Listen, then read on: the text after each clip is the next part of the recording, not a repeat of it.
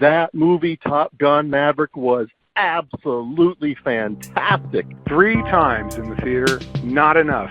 Best movie ever. Top Gun Maverick was awesome. You've seen the movie, maybe even a couple times. Last week, you heard from the aerial filming coordinator. Well, this week on the Fighter Pilot Podcast, you hear the inside scoop on how the magic was made from the Navy's advisor to Paramount.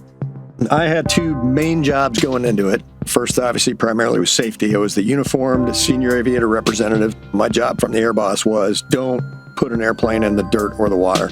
And then obviously my second role would be to protect the Navy's interest, core values, image.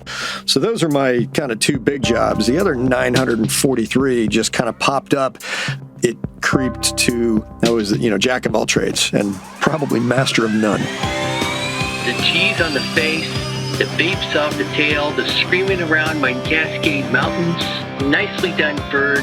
Nicely done, Tom Cruise. Seeing Top Gun Maverick on the big screen was absolutely worth the wait. Strap in for the Fighter Pilot Podcast, the internet radio show that explores the fascinating world of air combat, the aircraft, the weapon systems, and most importantly, the people. Now, here's your host, retired U.S. Navy fighter pilot, Vincent Aiello. You've got to see this movie. Just amazing. It is Sierra Hotel, baby. Sierra Hotel. All right, listeners, I want you to imagine you are in a 3-person meeting discussing the movie Top Gun Maverick. One of the other persons is Jerry Bruckheimer. The other is Tom Cruise, and you're standing there trying to figure out how to make this movie work. Well, my guest today doesn't have to imagine what that's like. He lived it. He was there. He made the magic happen. He's a former guest of the show, and he's in studio with me today. Brian Ferguson, welcome back to the Fighter Pilot Podcast, sir. Hey, Jello, thanks for having me. It's great to be here. Man, I can't tell you how much I'm looking forward to this. I think this might be 143 episodes, which, by the way, you were episode 2, so we've come a long way since you were on. I can't think of another one I've looked forward to as much as this. We've been working on it for a couple of years. You've been busy with Top Gun Maverick, and you've been busy with interviews and everything else.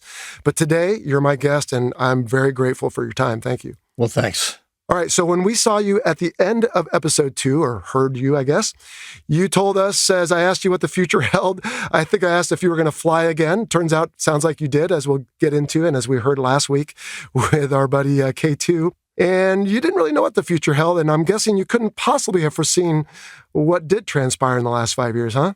I would never have imagined quite the roller coaster ride. And I'll correct you from earlier when you said I made the magic happen. A ton of people made the magic happen, and I was a teeny tiny little part of it. All right. Well, but there was magic, and it happened, so that's good. There you go. And we'll get into that. What was your involvement in Top Gun Maverick?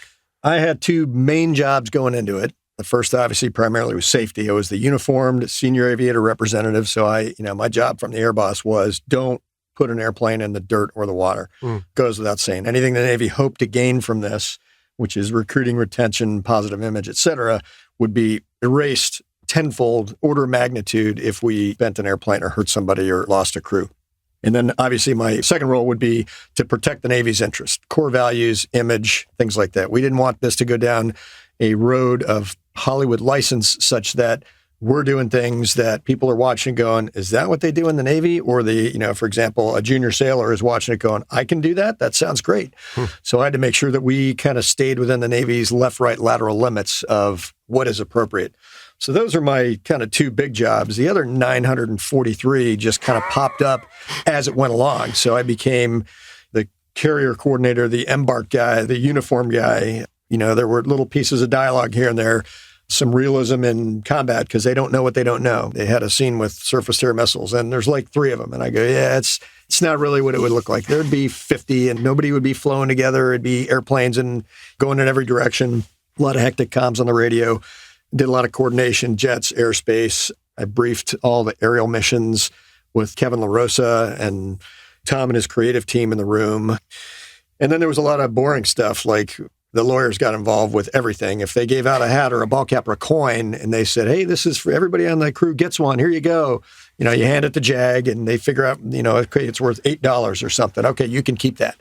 But then they log it. Or, it was meals or hotels. It all has to be tracked so that there's no gifting because I was working for the Navy on active duty. So I was beholden to all the federal laws and regulations that guard all that stuff. Okay. And then public affairs, dealing with the bases, getting base access. It creeped to jack of all trades and probably master of none. So your paycheck was from the Navy, and you were representing the Navy's interests. You were working with Paramount, and I don't know why we have to go down this right away, but, hey, we're going to dinner, or hey, we need you in this place, and here's a hotel room or something else. So you had to obviously balance all these different interests and offers and different things. So, but it was hard at first because, I'd go to a hotel and I'm like, well, this is nicer than any hotel the Navy would put me in. So I'd call the lawyers and they'd say, is everybody else in that hotel? No, you don't have to go to the Motel 6. You stay where everybody else stays. It's legal and legitimate. And they had to vet all that stuff.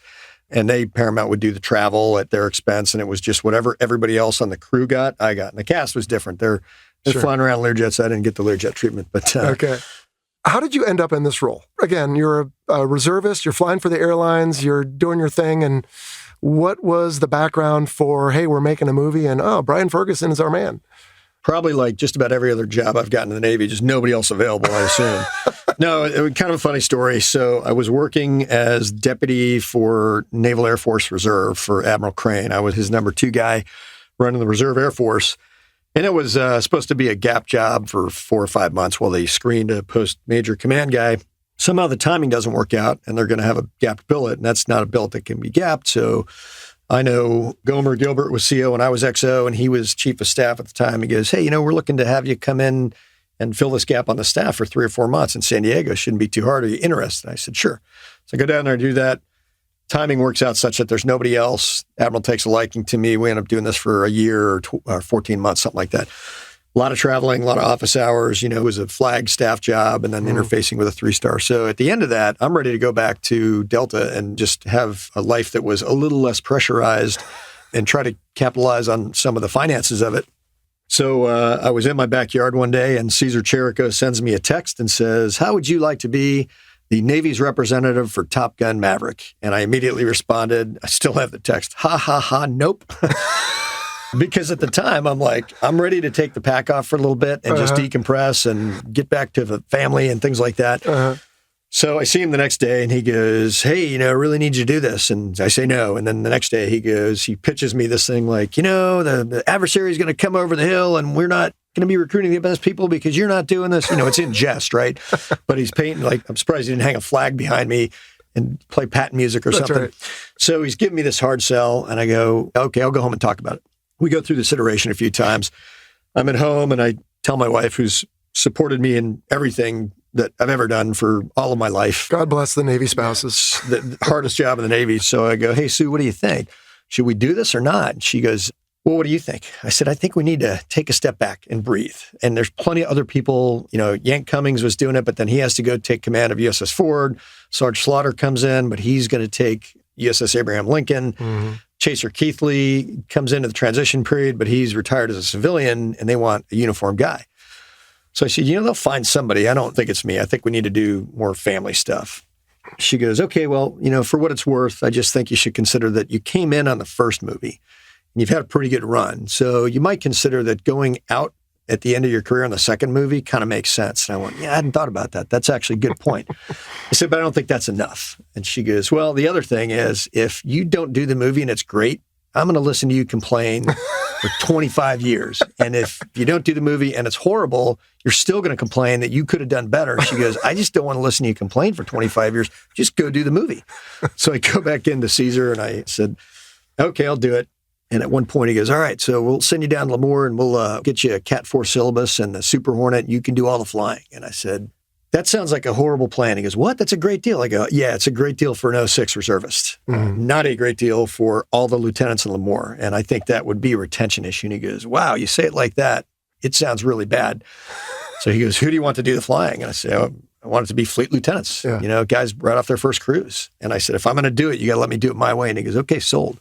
So that was how I came into it. And, again, back to nobody else available probably. But, I think it worked out reasonably well. You've seen the film. So hopefully my small role in it was, I hope, added, not subtracted. But that's how I kind of got into it and down the road. Well, you were, I think, a big part of it. You were quick earlier to deflect some of the credit. Certainly it did take the whole team, and we'll kind of, I think, hopefully flesh some of that out here in the next however long you're willing to give me on your time, because I bet we could go for a while. So was it that admiral that you reported to, or who was your boss in a sense? I was working for Commander Naval Air Forces. The air boss at the time was Vice Admiral Chip Miller, Bullet. Mm-hmm. And it was funny because the first day of filming in, I think it was October of 2018, he shows up to the set and he says, since you said I'm free to take the gloves off on sailor speak, I go, well, boss, what's your guidance? And he goes, well, this is important for the Navy. It can go either really well or really poorly. So you're in charge. You speak for me. I don't need to hear from you. Make your own decisions. Call me if you think you need something, but you got this. Don't fuck it up. And then he walks away. And I'm like, huh. Well, I would think there would be, in the Navy with all the big instructions with 500 pages just to do a change of command. I'm like, at least a pamphlet, but, DFIU, that's it. He tells me it's your show. Don't mess this up. Right. And so those were my marching orders for figuring out how to make a movie, of which I had never done, knew nothing about. Learned pretty quickly, kind of a crash course. Yeah. So I reported, quote, directly to him, but I would call chief of staff and say, hey, here's the thing. I don't think this needs to go to the boss, but what do you think? And he goes, boss told you. If you think it needs to go in his office, let him know. Mm-hmm. And some stuff was bigger. And I go, I kind of want to go sit down with the boss. But Vice Admiral Miller was very hands-off and very trusting. I don't know how smart that was. I told him later, you took a lot of risk there, boss. But he was very nice and accommodating. He said, no, I trusted you and it worked out. So there's a reason he's a 3-star and I'm not. This reminds me, though, of when we were junior officers and we'd have to stand squadron duty officer. Remember this? Because the best you could do is break even. Break even. Yeah, that was it. Like, if nobody said... I was a safety officer. Same thing, right? Like, versus if you let something dumb happen or do something dumb, then everybody hears about it. So yeah, Ty was the best that I expected I could have gone for. Now, having said that, in retrospect, I'm, as of yesterday, I'm starting to get a lot of feedback coming in. People are being overly nice and, kind of putting more credit on me than is due and saying, you made a great movie, this is amazing, and thanks for what you did. To reiterate, not me. It was a huge pie, and I just had one little piece of it. Whether we're talking about Yank and Sarge and Chaser and Pops or Kevin LaRosa or the myriad of people that work on the Hollywood side. I mean, when they say cast of thousands, it's cast of thousands. Yeah. Every day when we move the location somewhere, it's like 300 or 400 people. And it's kind of like the carrier, Jello. Like, there's no person whose job is unimportant. You may be washing sinks on the ship, but guess what? If the sinks aren't getting washed, everybody's getting cold or the crud or whatever, and then now the air crew's down, you can't launch the strike. Everybody that's there has an important job. It may not be a glamorous job, but it's important, whether it's even the person picking up the lunches or whatever. And everybody that did it was amazing. I mean, that's an amazing crew and cast, whether it's the Navy or the industry side. So very impressive. Well, I mean, right? It's the same analogy with the human body. We think about the mouth and the face, but it's the liver and the kidneys and all these other parts that all have to work for the whole organism to work. Yeah. And so it sounds like... the liver's got to work? Is that still a thing? Apparently. Oh, no. Some of us less so. It's a good thing I got 2 of them. Yeah. Tell me, what was the Navy's goals, requirements, end state? You kind of alluded to it, but what ultimately did they hope to get out of participation? And I want to ask you about that next as far as what was contributed, but what were some of the goals and requirements? So one big overarching goal that kind of drove all of the support and acceptance at a, arguably challenging time. We were coming out of a readiness deficit. We couldn't have made this movie a year earlier, and we were able to do it without affecting combat readiness. But the one overarching goal was recruiting, right? So you got all these young people coming up. The economy, when we're making the movie, was good. The airlines are hiring. So what are these people, as they get out of college, going to do? It's a buyer's market for these talented, patriotic, aggressive, smart young men and women. We wanted to reach out and grab some of them to the point that, I'm hoping that at the end of this year, the recruiting offices are taking highly qualified men and women and saying, I'm sorry, we're full, like fully qualified people that would be great fighter pilots or great ship drivers and master chiefs and whatever.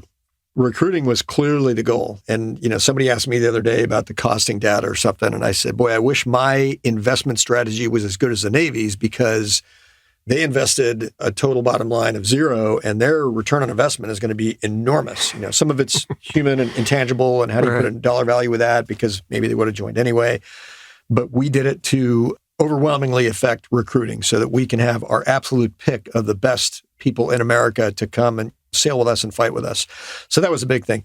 There's a second order effect that, we didn't really drive the support on, but we kind of hope is something that lingers there, is retention. Now, I don't think somebody who's a JO, who's looking at the airlines and is ready to drop the letter, goes and sees the movie and goes, oh, no way, man, I'm going to stay for the next 20 years. But that person's out there, right? And it's not because they'll walk out of the movie and go, I changed my mind, rip up the letter. I'm like behind enemy lines. Admiral, you got a letter, I want it back. That's right. But it's one more data point. But it is a data point, right? So I think it's going to be more of a slow burn process where somebody sees the movie and they go, you know what? This is the coolest job in the world. And you and I did it. It's the coolest job in the world. I've had the cast members, the movie stars, to include the larger names, say it's pretty cool being a movie star, but not as cool as what you do. And that's a fact. It's the sport of kings, man. There's nothing cooler than landing a fighter on the boat in the rain. Well, actually, that's not cool at all. You know what I mean, though, right? Yeah. It's amazing and exciting to be able to have people, or whether it's family members that go, hey, they call their nephew who's in VFA, whatever, up in Lemoore, who's kind of getting tired of some of the stuff and the deployments and whatever, and gets the email from Aunt Sally that goes, boy, I saw the movie. What you do is so amazing and incredible. And then we'll have people who will get stopped at ball games and in restaurants and whatever, like see the shirt on or whatever, go, are you a Navy pilot? Oh, yes, sir, I am. This is so amazing what you do. Thank you. I think it's going to be a resurgence of that stuff. And somewhere in there, I think there'll be a little bit of a groundswell, a little spark of people going, let me reassess. Do I really want to get out and go fly for the airlines? Like, I did a full ride, so I'm kind of getting to do the best of everything. But the folks, the men and women who are, at kind of their precipice, do I drop it all and go, or do I keep doing it? Maybe we can hang on to a few of them, or at least bring them over to the reserve side where, you can, if you're going to go do something else, at least stay with us for part of it and keep doing this and keep serving America. So I think that was a secondary. And I think it's a realistic goal that we have that as a second order effect. And then finally, it's just showcasing the excellence, not only of naval aviation and the Navy writ large, but, let's be honest, as you wear the patch, right?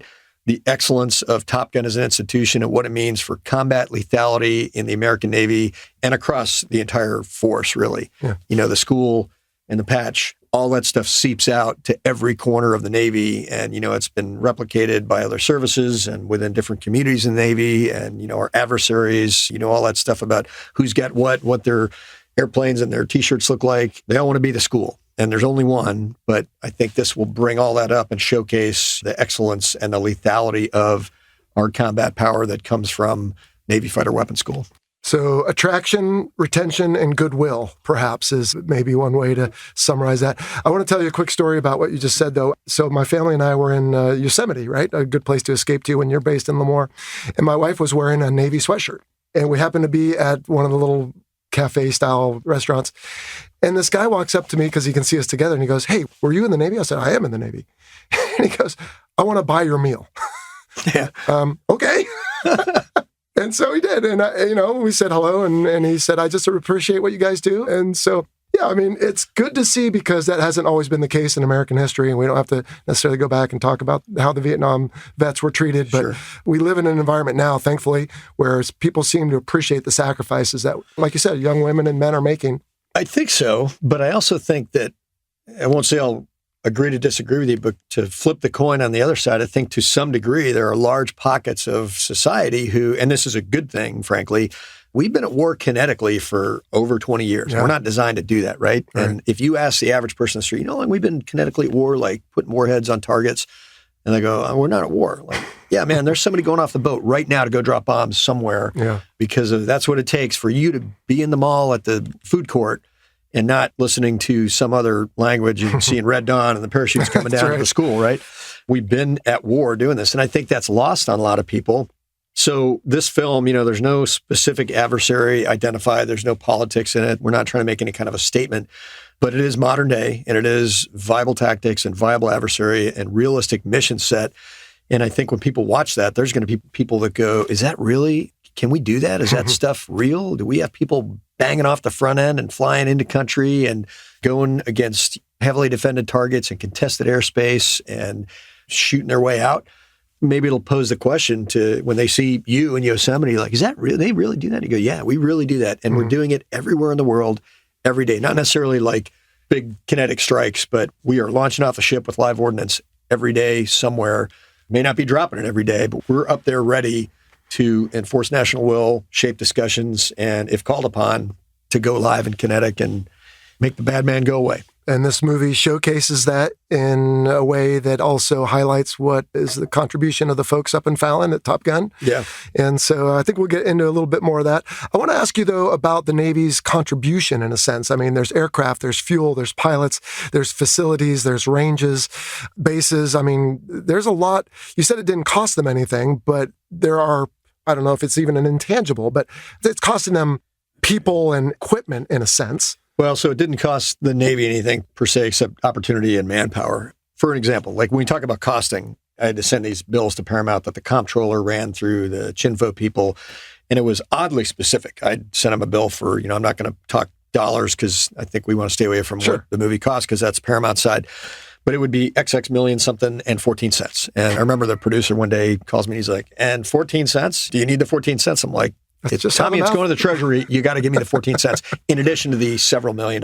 Yeah. And that was what was called a fully burdened cost, which is we launch an airplane and it's X number of thousands of dollars per flight hour, but not just for fuel. People think, oh, well, they paid for the gas. No, they didn't pay for the gas. They paid for the gas. They paid for the oil. They paid for the fact that a left AMAT or fuel pump or whatever only lasts for X number of hours and it's going to wear out. So it's basically Paramount's buying some fraction of that part that we know is going to wear out at a certain rate. And we're not using that for combat readiness. We're using it for this giant recruiting ad. Right. Nonetheless, they had to, even though we're getting the benefits from it, as people walk into the recruiting offices, they're paying for that. And they're actually even paying for the dollar cost, a big complex algorithm for it, but it's the plane captain and their time and whatever. So it really factored in like everything. And then you talk about opportunity and manpower. So like one of the toughest things we did was when we were up in Fallon shooting. And so when I'm in Lemoore, I'm using 122 pilots and flight line pilots. When I'm up in Fallon, I'm using Top Gun and Nautic pilots. And the challenge with Top Gun was there was a class going on.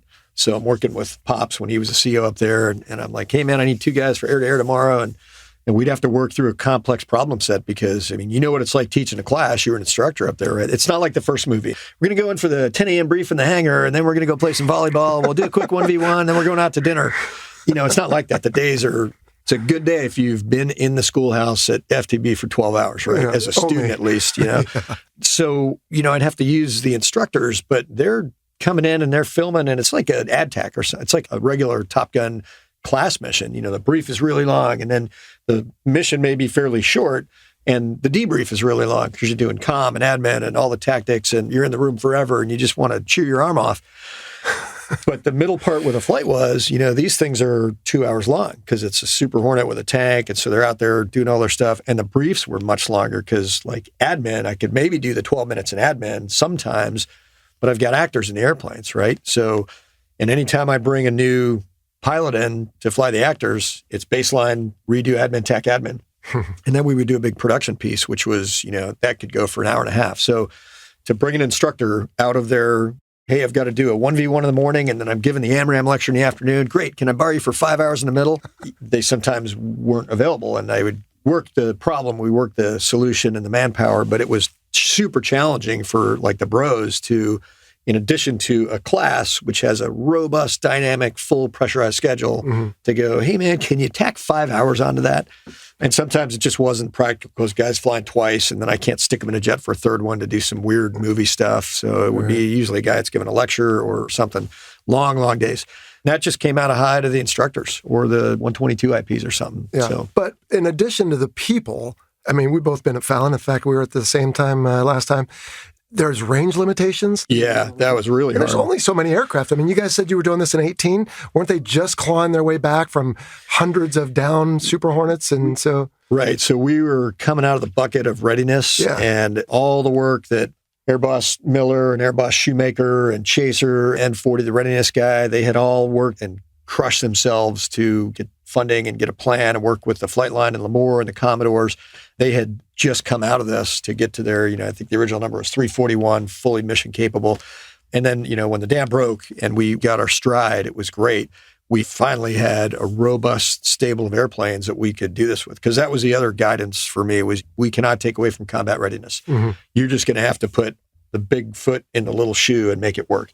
And if anything drops out, it's the movie. And I made it clear to Paramount, which I think was unique to them because when they make a movie, especially a big money studio like that, They may say, hey, to do the scene where we blow up the semi on the highway, we're going to close down the 405 at 9 a.m. for 3 hours. I imagine they, work with the city and fantasy the location guy, get some paper signed, and Jerry Bruckheimer writes a check for something, and then the city goes, yeah, this is good for the city, and so we're going to, and 8 million Angelinans, Los Angelinans, whatever you're called, have to go the long way around. I think they were used to kind of being the 800-pound gorilla, and then they come to us and, hey, we need this and that and this and that. And I'm like, well, here's what I can give you. The carrier that you want to be out for a month starting on the 1st of May, it's going out on the 14th, and it's going to be out for 11 days, and you can come, but you're a guest, and you have to work around the ship schedule. Yeah. I mean, that makes sense, right? They're used to, frankly, having power and influence, and at some point, it sounds like they met their match. Let's talk specifics. I mean, as much as you're able to. First off, filming locations. I mean, when you see the movie, you see Mojave, you see, looks like what China Lake, you see the Pacific Northwest, you see North Island. I mean, where all did you guys go, and what challenges did you have at some of these different places? Well, we went to, obviously, like I said, Fallon. We did a lot of filming up there. A lot of the air scenes were in Fallon. Okay. You see the dogfighting, obviously desert background, that's Fallon. We filmed a lot of the ground stuff here in San Diego. Obviously, about the beach and the bar that we had there and some of the hangars that we took over. And there's some stuff in downtown. Coronado was a great partner to let us film in the streets in Coronado. The base was great. Timmy Slentz was CEO. He opened his doors and was fantastic about letting all this go down to the extent that he could. And all of this was predicated on the Navy's mission comes first, which complicates my targeting problem with Paramount and their timeline and budget. Because, you're talking Tom Cruise, he's an expensive person. When he shows up on set, the cost of that, whatever that day is, goes up. If we're working around other things, and they were all very understanding. Tom and Jerry and production company was like, we get it. The Navy's the Navy and it's doing its thing. And they would give me these enormous asks. We're like, oh, you're serious? Okay. But to their credit, they're like, well, we're just going to ask. If you say no, then okay. But we're not going to not ask because you might say no. They would give some pretty big asks, and we worked together to get what we could. The base, so bringing a whole ton of people on base, there's a lot of security issues, right? We'd have to vet everybody. So the folks in Naval Base Coronado Security Department, when we bring 300 people on, every one of those people has to be vetted. Nobody can be foreign agent and felons, and not like Hollywood is hiring felons to come in there. But, well, this guy's got 11 speeding tickets and you want him to be the driver of the bus on the, no, I'm making that up as an example, but they would have to vet an enormous amount of people. And then things change. They're like, oh, those 60 people are not coming. We have 60 other people today. Well, all the base people are going through and getting the clearances. So there was that, environmentals, right? So you want to film, and just like when you want to do BFM, right? Well, it's nasty in Oceana or Lemoore, so we go to Key West to do the BFM bit. Well, we had to film where we film because the footprint is there, and we would go there on a schedule. So if the weather was bad, like one day in Fallon, we got the pogo nip and the frost all settled on the ramp. And the next day we walk out and people are ice skating in their shoes and everybody's laughing and thinking it's fun. I'm like, yeah, so I got a question. I can't let these jets taxi yet. So we had to wait for the sun to come out and that to melt. And they're literally, like Mike Fantasia is talking about, he's the location manager, best in the business. He's on the phone with NASCAR because they have a big track dryer machine. Yeah, that goes over the track after it rains. And it's in like Alabama. And he's like, well, what would it cost us to rent that for a day? And I would need it to travel today and be here tomorrow. He's asking me, like, can we get Harriers to fly over the ramp? I'm like, yeah, I don't think that's going to work, but that's a great idea. And eventually, the sun came out and that was free. When the weather came down, we'd work around that. But yeah, Pacific Northwest up in Whidbey, that was a great place to shoot. We used the Cascades. Mm-hmm. We were able to kind of invent our own low levels. So when you see the stuff in the movie, when you and I talk about the best low levels we've ever done in our lives, these are better because they're like the $1 million route that we all know and love, but it's off grid. And we'd fly around and Tom would go, what about that? And I go, well, that's not really part of the range. It was part of the range, but it wasn't a route. And you go, well, we got to do that. It's perfect. I'm like, let's figure that out. So we'd talk to the Navy and we'd talk to the Park Service and we'd go down there in a helicopter first and we'd fly the route, make sure there's nothing down there. And then we'd do it in an L-39. Then we'd put people like we're building a route, which we were, but it wasn't a route open to the world. It was no TAMmed airspace closed. And then they'd film this amazing stuff. So so those are some of the challenges, environmental and lodging. You bring 300 people to Whidbey, they don't have 300 BOQ rooms or Fallon. So they're buying like every hotel room in Fallon. Wow. We're filling a BOQ up. There was a lot of stuff. But I'll tell you, the people that do this for a living, they're amazing. I go, well, we only have X number of BOQ rooms. They're like, we've already rented every hotel room in Fallon, and they just rent the whole hotel out. Okay, logistically, that's one thing. But when you get there, it's not like it's a small footprint, right? This isn't a mouse running around. This is an elephant. And I guess what I'm getting at is particularly there's one of the trailers where they're showing a little bit more of the behind the scenes, where they show what looks like an F-18 taking off and doing the low transition over that little security building. Yeah. And it looks like it literally raises the roof kind of thing. I mean, you guys are out there. Nice segue. So that actually happened. So that was a guard shack that was built because we want to do low transition based on the sun angle on a certain runway. Well, there's nothing off the end of that runway. This is China Lake? China Lake. Okay. So off the end of that runway, there's nothing. So we go to the base here, we're like, hey, we want to build this fake guard shack just off the end of the runway. Here's the storyline. Here's what we're going to do. And so his one pitch was, okay, but don't build it out of steel and stone and whatever, because if an airplane dribbles off the end, I want to wreck the building, not the airplane. So we go, okay. So they go out there, and Mike and his crew and the construction guys go out, they frame this thing up, and you can see it. I mean, it looks just like a guard shack. Funny story, I was driving, I had my Jeep, so I took all the top and the doors and stuff off when we were out there, and I drove from the queue the back way around this basically access road that they built. It wasn't there. I'm like, I remember this road being here. So I'm driving past, I'm like, guard shack. Why is there a guard shack at the end of the runway? And then, there's nobody here. Keep going. The next day I come in and, all the site guys are like, who drove on this road? We graded it all. It's perfect. And I'm like, yeah, I don't know, but I'll look into that. Because I was, ripping down the road. And then they built this thing, but it's got like cameras and signs. You go in it, it's a guard shack. It's got the table and the clipboard and the chairs and the lights and the air conditioning. It had everything. But it was made to, if it had to, like take a beating from an airplane and just fold up. But it was plywood and all this other stuff. So we go out the day before the scene where you see the concept airplane go over the top, on the top of the Admiral. And I'm out there with Walleye Weiser, who was how I got permission to do the ultra low altitude stuff, because he's, more time down low in a Super Hornet than anybody in the world, right? Doing this multi-tour Blue Angel thing. Can we just flesh that out real quick? So if people have gone to the Blue Angel Air Show, there's always like that sneak pass.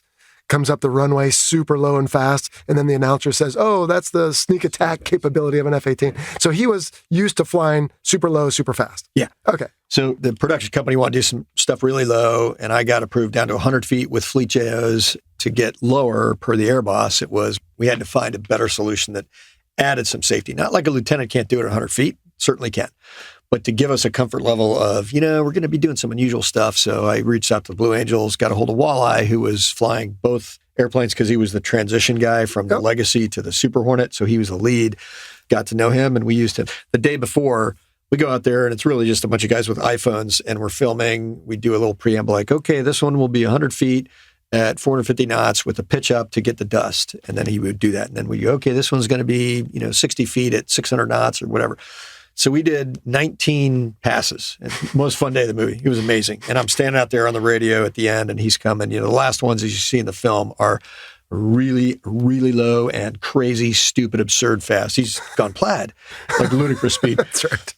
We do this 19 times. We take them all back to Joe Kaczynski, the director. We're like, all right, here's all the different angles and looks. It's what it looked like. So he picks kind of what he wants. And we go out there the next day. Ed Harris is, standing in front of the thing. We're getting ready to shoot.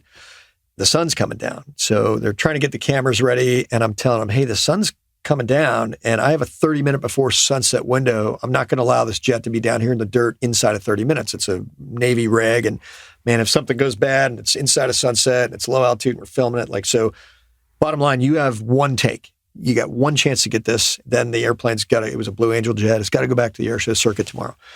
We're not ready. So I said, okay, well, tell you what, I got to push him. So recommend call action or whatever it is you Turn do. on your camera. Yeah, do your thing.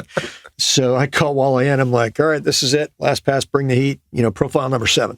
And he comes in and I'm standing just in front of the camera, which is up on a big crane dolly thing. He does this pass. I won't throw a number in there, but let's just say low. A lot of people ducked. It was a sneak pass from the air show. So he does it, and he comes over the top. And as he comes over the top, like you see in the trailer, you see the roof of that thing come off and it hovers for a minute. And the backside of it being pulled by the shockwave of the airplane, it's pulling up the dust and debris, and tumbleweeds, and the roof of this building. And I'm standing just outside frame of camera, and I watch it come up, and it was the time compression you always hear about. I watched it in slow motion, and I'm seeing it come up, and there's only one person that's going to kill, and it's me. And I'm looking at it, and I go, oh, no. And then it kind of hovers for a minute, and it slams down really hard. And there's 2 stuntmen in there dressed like Navy security force guys. Uh-huh. And it's brilliant. The fluorescent lights smash down and crash all over them. And so their reaction is natural and priceless. And Ed Harris, by the way, doesn't move a muscle. The stand-in, his aide, that guy like dove into the ditch or something, the stuntman, and everybody's scrambling for cover. And I'm just like, I'm alive. That's cool. So the thing slams down. I open the trailer and I go, Joe, did you get that? And he goes, well, yeah. I don't know if we can use it. It looks fake. And I'm like, well, it was real. So, and it's the only one you get. Recommend you use it. I said, just do a behind the scenes and talk about it later or show it in something. And we go up to the thing later and looked at it. The only thing that kept the roof on from coming over and taking out, well, probably me, the camera guy, and a couple of lighting guys. We hard morts for sure. They ran power to this. So there was just the Romex cable going up the back that held that thing on. We went and looked at him like, so that little 220 cable is the only thing that kept this roof from coming off and killing us all. Wow. Yeah, it was a fascinating occurrence that was... I'm surprised it was Ed Harris and not someone, because all you see is the back of him. They could have found someone to look like him stand there. But that guy's a stone cold killer. He was so cool. I briefed him on it. I'm like, well, hey, Mr. Harris. He goes, oh, I'm just Ed. I go, all right, Ed. So I just did this 19 times yesterday. Didn't know the roof was only rated for 19 passes, not 20. Yeah. And I'm talking to him like, yeah, you can't wear the earplugs because they're filming, but it's going to be really loud and you'll feel the shock wave. So do your best to not move. And I could see him like almost getting bored. So I go, okay, good luck. And I walk away and I'm like, yeah, it's not going to work. He's going to freak out or dive into the bushes or something. And that guy stood there and took it.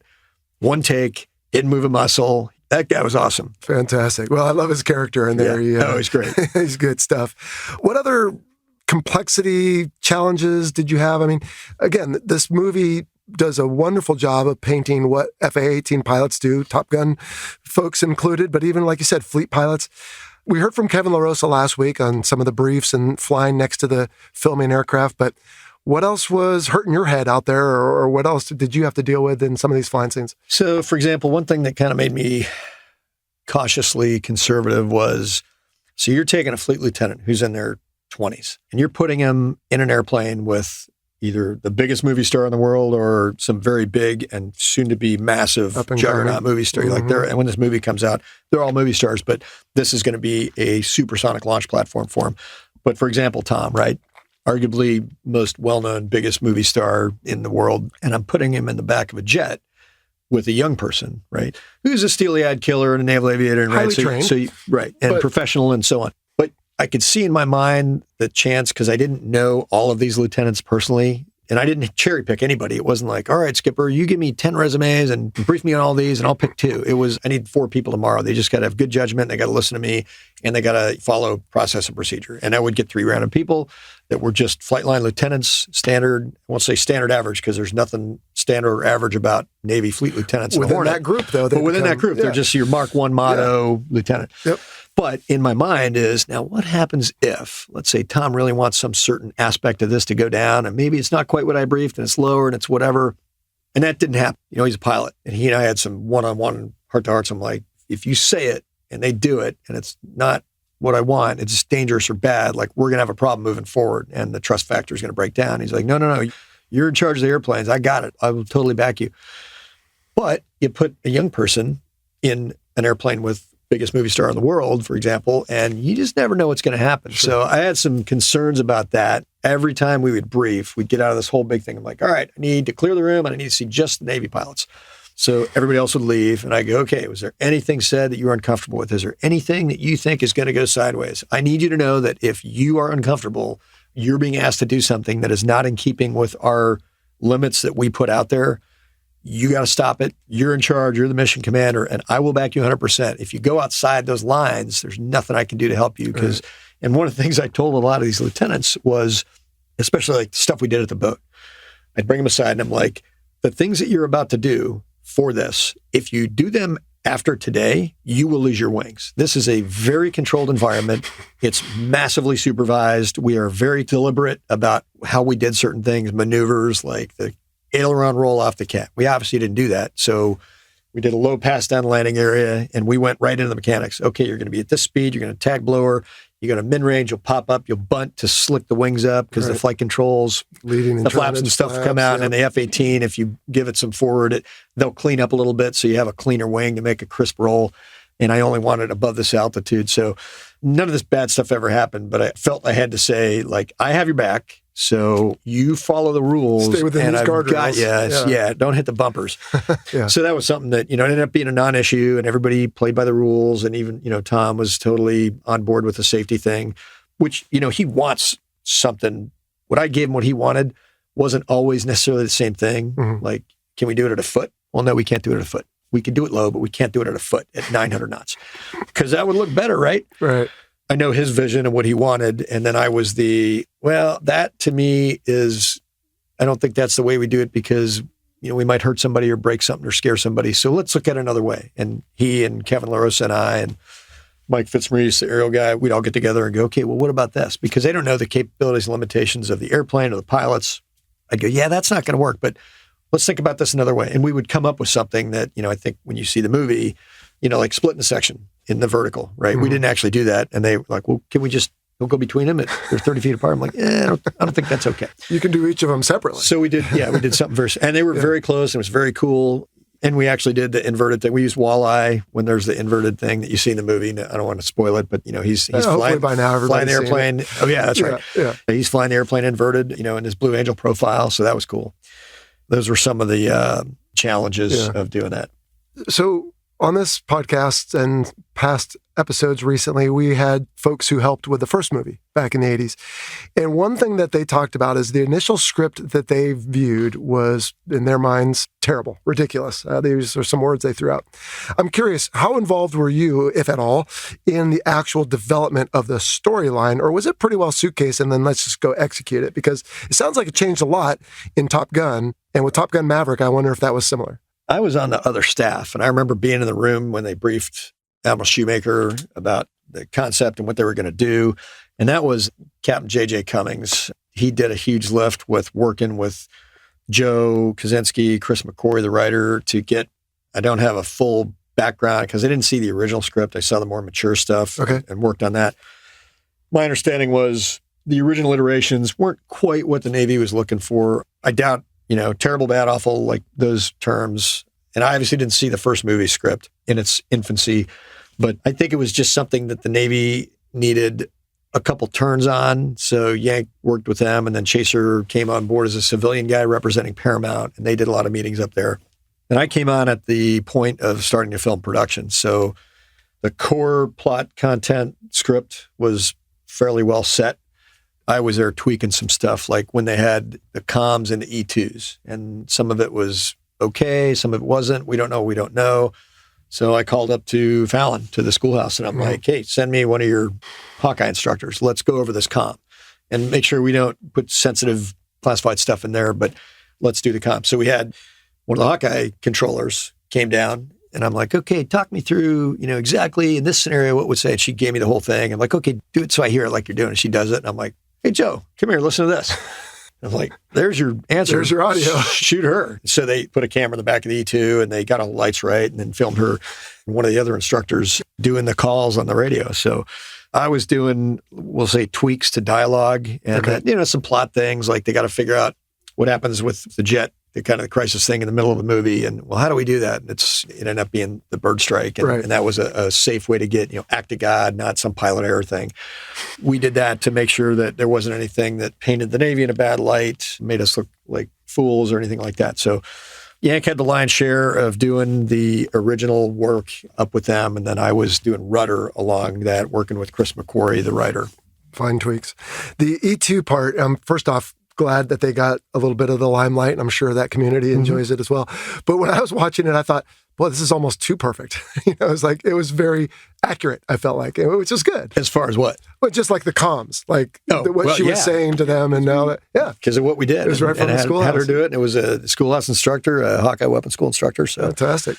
And you said earlier, he wants it at 1 foot, 900 knots. Like, no, that's not how it really works. Tongue in cheek, but yeah. Right, of course. But I guess the point I want to make is, at some point early on, you all, or they did, I don't know, decided, look, we want this to be real. In fact, I remember years ago, you calling me, and based on a review of one of the trailers that I did, we had a conversation.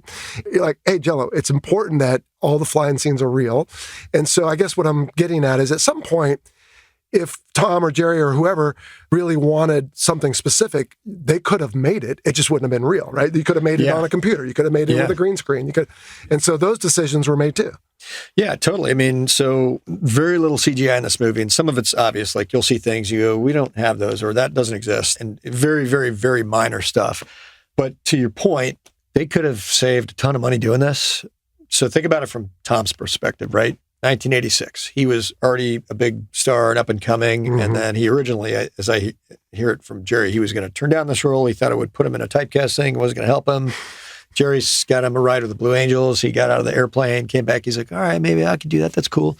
And arguably it was beneficial to his career. So now you think about where that movie went in the 80s. It's iconic, right? I mean, if you want to sit here across the studio and tell me that it had nothing to do with you getting in the Navy, then I'll look you in the eye and call you a liar.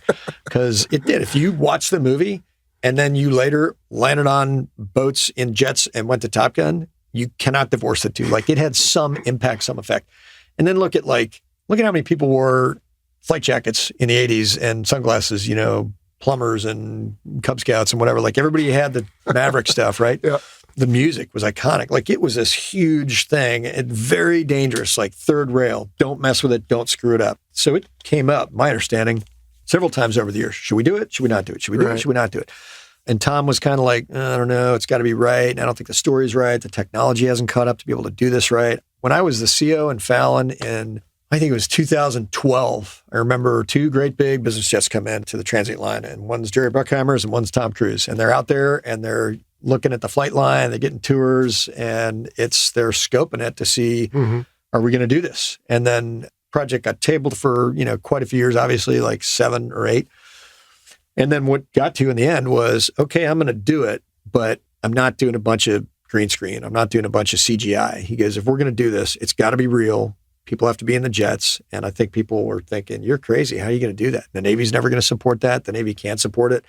Like we talked about, we came out of thanks to the efforts of Admiral Shoemaker and Miller and Chaser and all the 40 shop and the people that do the readiness and the funding and all the great sailors on the flight line doing maintenance. We got out of that hole. So now we're like a full ready combat capable force at time of shooting. And we were able to not only continue to do combat readiness and lethality, but, oh, by the way, let's shoot a movie too without taking anything out of hide.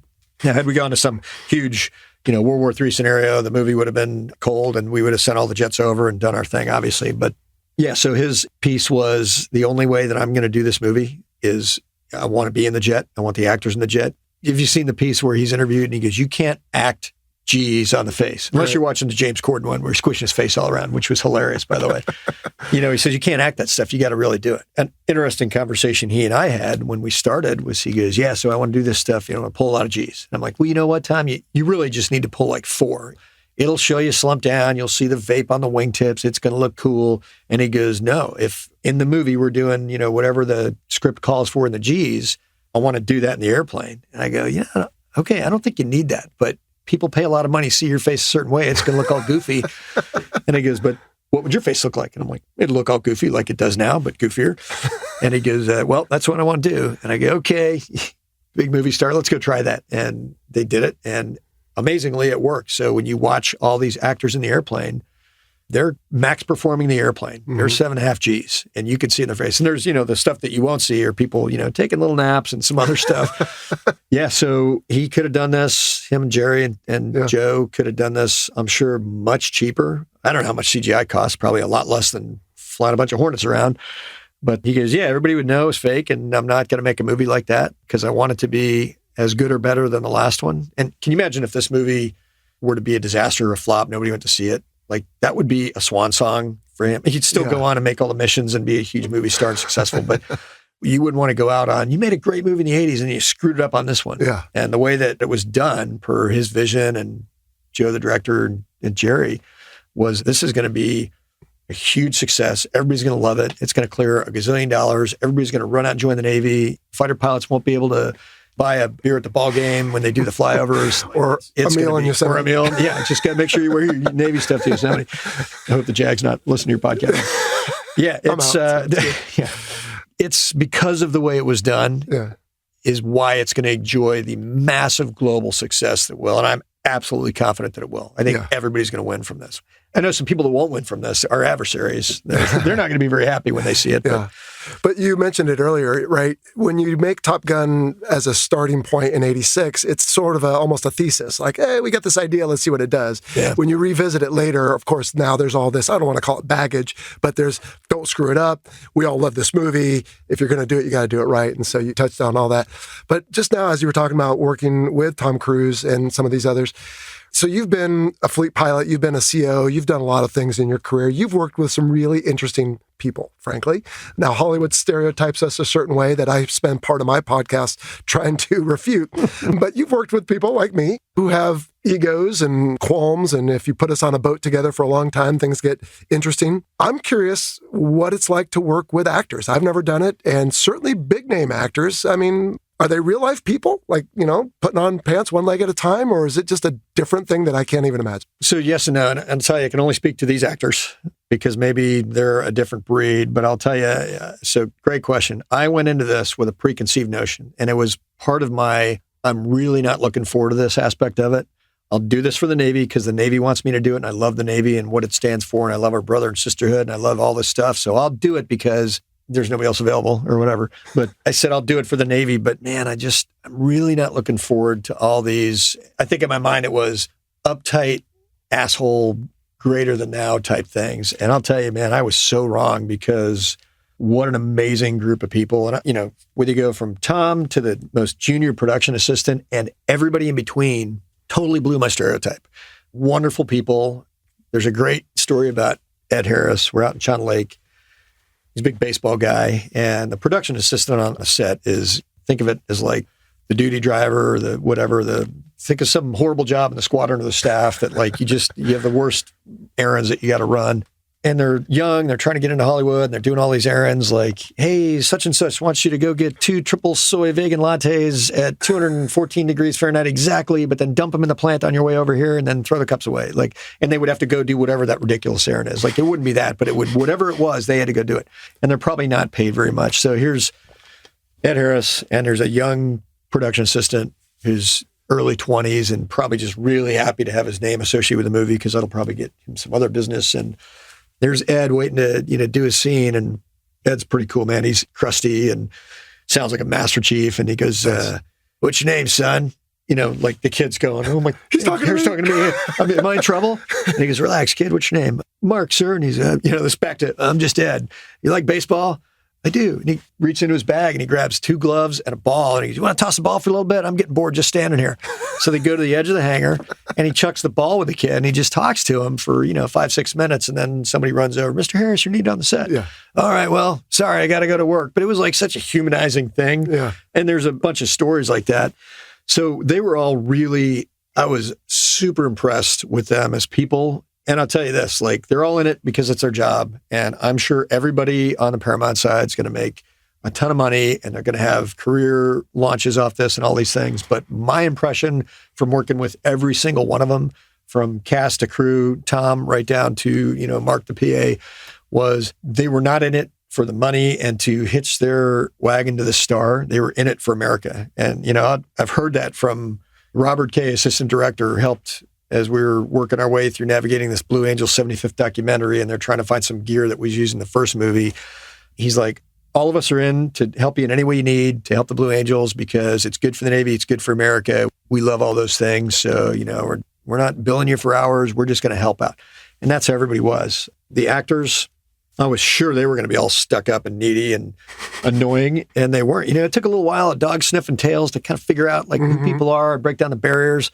But, for example, the week of the premiere, so they all come in on Sunday, the big premiere is on Wednesday, and I got to be friends with Glenn Powell's family because great Texas family. They're just wonderful people, love him to death. He puts his family somewhere in all of his movies as extras, or sometimes, there's a little speaking role here. It's really great. I love when he's, making sure his mom's in the right place so she's on camera. It's sweet, and she's amazing. So I called his mom that week because I figure he's doing all this. They all have media engagements. So every day up to the premiere, they're doing interviews, they're doing all this stuff. So I call his mom, like, hey, you guys, the whole family and extended family's in town. I'm like, hey, why don't you guys come over Monday night? We'll cater some food. We'll have a great time, sit by the pool. And she goes, oh, great. Yeah, I think Glenn's doing his thing. I'm like, yeah, he'd come if he wants to, but I'd like to have you guys over. Because my family had met them before on the set. Cool. So we love them to death. I get a text from Glenn Powell, who plays Hangman, and he goes, hey, just finishing up interviewing a photo shoot, so like to come by. I'm like, oh, perfect timing. I'm just finishing up an interview and a photo shoot too. Come on by. And he comes over with a number of the other cast members. And I said, oh, by the way, in my house, there's no movie stars. It's just friends and family. So get your own drinks, get your own food. You got no status here. They came over and we all spent a night of just having fun and being regular people. Yeah, and we had a great time. So like, have gotten to become friends with him. And, Miles is great. Jay, Danny, Greg, they're all really down-to-earth people, or they're acting, and they're all jerks. But I'm pretty sure they're legit, and I'm pretty sure they're really cool, or they're the best actors ever, because I really like them all. And then you look at Jerry Bruckheimer, juggernaut, right? If you know anything about Hollywood, you know his name. He's massive. He's got a thing in his office. It's called the $1 Billion Wall or something. It's all the posters like Days of Thunder and Pirates of the Caribbean and Top Gun. There's this one wall in the break room. It's the $1 Billion Wall. And he's made so many movies since then. Nicest guy you'll ever meet in your life. He's a very nice, genuine person. Really, really nice working with him. Joe Kaczynski, the director, he hasn't made a ton of movies, I think, and I'm probably butchering this. Joe, don't get mad at me if I get this wrong, but I think your average Hollywood director makes a bunch of commercials and then makes a bunch of B-roll movies and then makes a bunch of like assistant directs bigger movies and takes decades to get anywhere where they finally get a movie that makes $28 million. I think this is Joe's fourth movie. And, look at, he did Only the Brave and Oblivion, like big movies that did really well. And this is going to be a massive blockbuster. So you want to talk about a guy exploding out of the gate and doing great things, and brilliant director and just a super guy, really nice. Yeah, the whole process. And then you talk about the crew, like assistant directors, Scott Robertson, Robert Kay, and Mike Fantasy's the location guy, and Spencer Taylor, like all these names that your listeners don't know, but you'll see them in the credits. When we talk about the greatest Americans, I thought of them as the Chief's Mess, right? They're very down to earth. They're the hardest working people. They're committed to what they do. And they're all, I would say they're the Top Gun of their industry. Like they are as good as it gets. Claudia Miranda Lighting, Academy Award, Jan Pascal, Set Dressing Academy Award. I bet there's more Academy Awards that come out of this for things like location and lighting and sound, because it's all amazing. But long driveway to a tiny house, but my stereotype was absolutely shattered. That was the big takeaway for me, is I made a lot of great friendships. I love those people. And I'm going to see a bunch of them tonight going up to the premiere. And we're all going, staying across the street at the hotel. We rented a back room. We're all going to get the band back together and have a bunch of cocktails after the show tonight. So, because I haven't seen most of these people in 2.5 years. So yeah, they're all great. I'm a huge fan of all the people that worked on this movie. They were fantastic. If I had them in the studio here, you think they would reciprocate, having worked with you in the Navy and the pilots and the crew? And I'm picturing Mike Fantasia right now rolling his eyes and saying, yeah, well, I guess there was nobody else available, so we had to work with him. You've already beat him to that anyway. Yeah, as far as working with the Navy, I've heard that countless times. Good. And, you see that on their social media posts and their interviews. They go, it was just such an honor and a thrill to work with the Navy, the entire Navy writ large, on the ship with the sailors. I had the cast in the galley on USS Theodore Roosevelt serving meals one night. I'm like, hey, it'd be great if you come down here. And they're all young kids. And that was a huge hit. And they all loved it. Glenn and Monica, Jay went down there and they're slinging roast beef and cake and Chicken adobo. Chicken adobo, yeah. Every single person, like Tommy Harper, the producer, Joe, the director, Jerry, the other night at the after party was telling me, boy, I really enjoyed working with the Navy. It was a fantastic group of individuals. And so I think from that perspective, you take the me out of it. And I think that working with the Navy part was really good, that they liked it, because it was a great partnership. I mean, It was two large, diverse, complicated, important organizations working on an incredibly challenging thing to a common goal. And we met in the middle. We resolved any, challenges that we had through leadership and talking and all the standard things that you and I have learned over the past 30 years. And we got it to the finish line. I think the product speaks for itself, that it's a fantastic success for everybody in every way. Do you count yourself as among the actors? You have a speaking role, right? Oh, yeah. They had filmed a scene down here with a bunch of Navy extras. They were going to use... We're talking about the bar scene, right? There was... Which they built that bar, right? They did, yeah. I took them to Fallon, and I took them to the I-Bar, because we were scoping location. Like, well, you got to go at least these two bars. Yeah. They didn't want to go to the East Coast just for a scout, because there's, some bars there and there's some bars overseas. I'm like, these are two on the West Coast, easily accessible to you, that I think that you should look at to get a flavor of. So I took them to Fallon, Joe and Tommy and some of the actors during airing Fallon, because I wanted to see the whole thing. I'm like, this is how it's got to look. And then I go, Tommy, you should ring the bell and, promote the movie. And he goes, well, what's ringing the bell mean? I go, it means you buy everybody a drink. And full packed house, right? Just came out of the LFE. And he goes, what's that going to cost? And I'm like, oh, here, probably $2,000. And he goes, well, why don't you ring the bell? I'm like, because I'm married, dude. I want to stay married. I'm not ringing the bell. I get divorced as soon as that hits the internet. He goes, well, use my card. I'm like, oh, hell yeah, I'm ringing the bell. So I rang the bell, and oddly, I broke the striker, because when you're not thinking about how mad your wife's going to be when you're ringing the bell, you ring it with a lot more, zest, and it came off. And the bartender, Kelly, goes, well, I've never seen that happen before. I'm like, I've never used an American Express titanium card before. So we took them to these bars, and they looked at it, and then they built that bar on the beach. They were going to use Hollywood extras and ship them down. I'm like, nope, it's got to be Navy people. We have plenty of Navy people here. No reason to put some, aspiring background person in there. Sorry, this is a movie about the Navy. I'm only going to support Navy people. So we went through all this stuff it was great. We had all these actual service members and their families, and Guido was sitting at one of the bar tables. And ironically, a ton of the stuff that's in there is from my house, like Fallon, Oak Club, my tail that's up there, my parting CO gift, the tail that lights up, the AMRAM over the bar. Like I had them truck all this stuff in and send a truck to my house to get all my Navy stuff. Yeah, they filmed all this stuff with Navy people. And then I can't remember, it was like a lighting thing or there was a sound issue later. And they're like, oh God, we got to reshoot this stuff. And I'm like, well, it's a good thing we mapped out where all the stuff was. We'll just build the thing back up and we'll bring all those people in. They go, no, we got to do it on the set, on the soundstage in Hollywood because the thing's already up there. I'm like, okay, well, I'll get a hold of all the Navy people. And they go, yeah, we can't.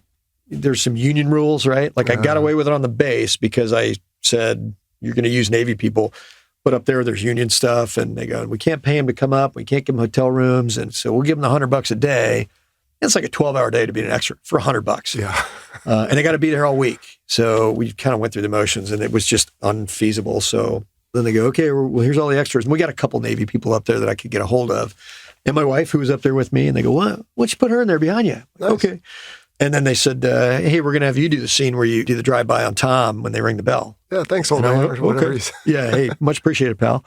And originally, unfortunately, somebody else who has more legacy of the film, but they wanted to do it a different way. And they're like, well, it's you or some extra that's up here. Because we can only use X number of Navy people and you're it, or we can use an extra, some random Hollywood guy. And I'm like, well, okay, sure, I'll do it. So I got my 3 seconds of fame that you can barely see me because I go whipping by. You go by pretty fast. Yeah, totally. Yeah. I think that was by design. They're like, we don't want to see you or really hear from you, but thanks for all your help on the movie. Here's your 3 words. I thought I saw the orange patches, though, of the C-13 Saints. You got to represent, man. Got to shout out for the fantastic. Saints. Yeah. You went by and I thought, wait, was that Ferg? I think it was. But. So I didn't tell anybody because I assumed, in fact, that morning of the premiere in San Diego, everybody came in, the Secretary of the Navy and Tom and all them. We're in the DV terminal over at North Island. And Jerry walks up and he goes, well, what do you think of your cameo in the movie? Is your family excited? I'm like, I haven't told him. Why haven't you told him? And I go, because I didn't want you to wake up this morning and have the thought, the movie is 1 second too long. What do I cut? So I've been totally quiet about it because I figured it would cut at some point. He goes, oh, no, it's in there. It's in there forever. So nice. So I haven't told anybody, but obviously people have seen it. So yeah, it was fun. It was interesting. For one dirty part of podcasting is you get people on YouTube especially who like to voice their opinions, and sometimes you get different things that are just hard to ignore. People were complaining about the whole postponement thing for COVID. Is that something, you're interested in discussing at all? And I'm not saying we're going to quiet everybody down. At this point, it's all over anyway. And there's other things that I'm not going to ask you because, frankly, let's just not waste anyone's time. People will always find something to complain about. But what was the decision, right? It was going to be out in May of 20, and the world turned upside down. And so obviously the initial release was right in the heart of COVID. Right? Yeah. We're not flying. People are wearing masks. Everybody's hiding in their house. The boogeyman's here. Right.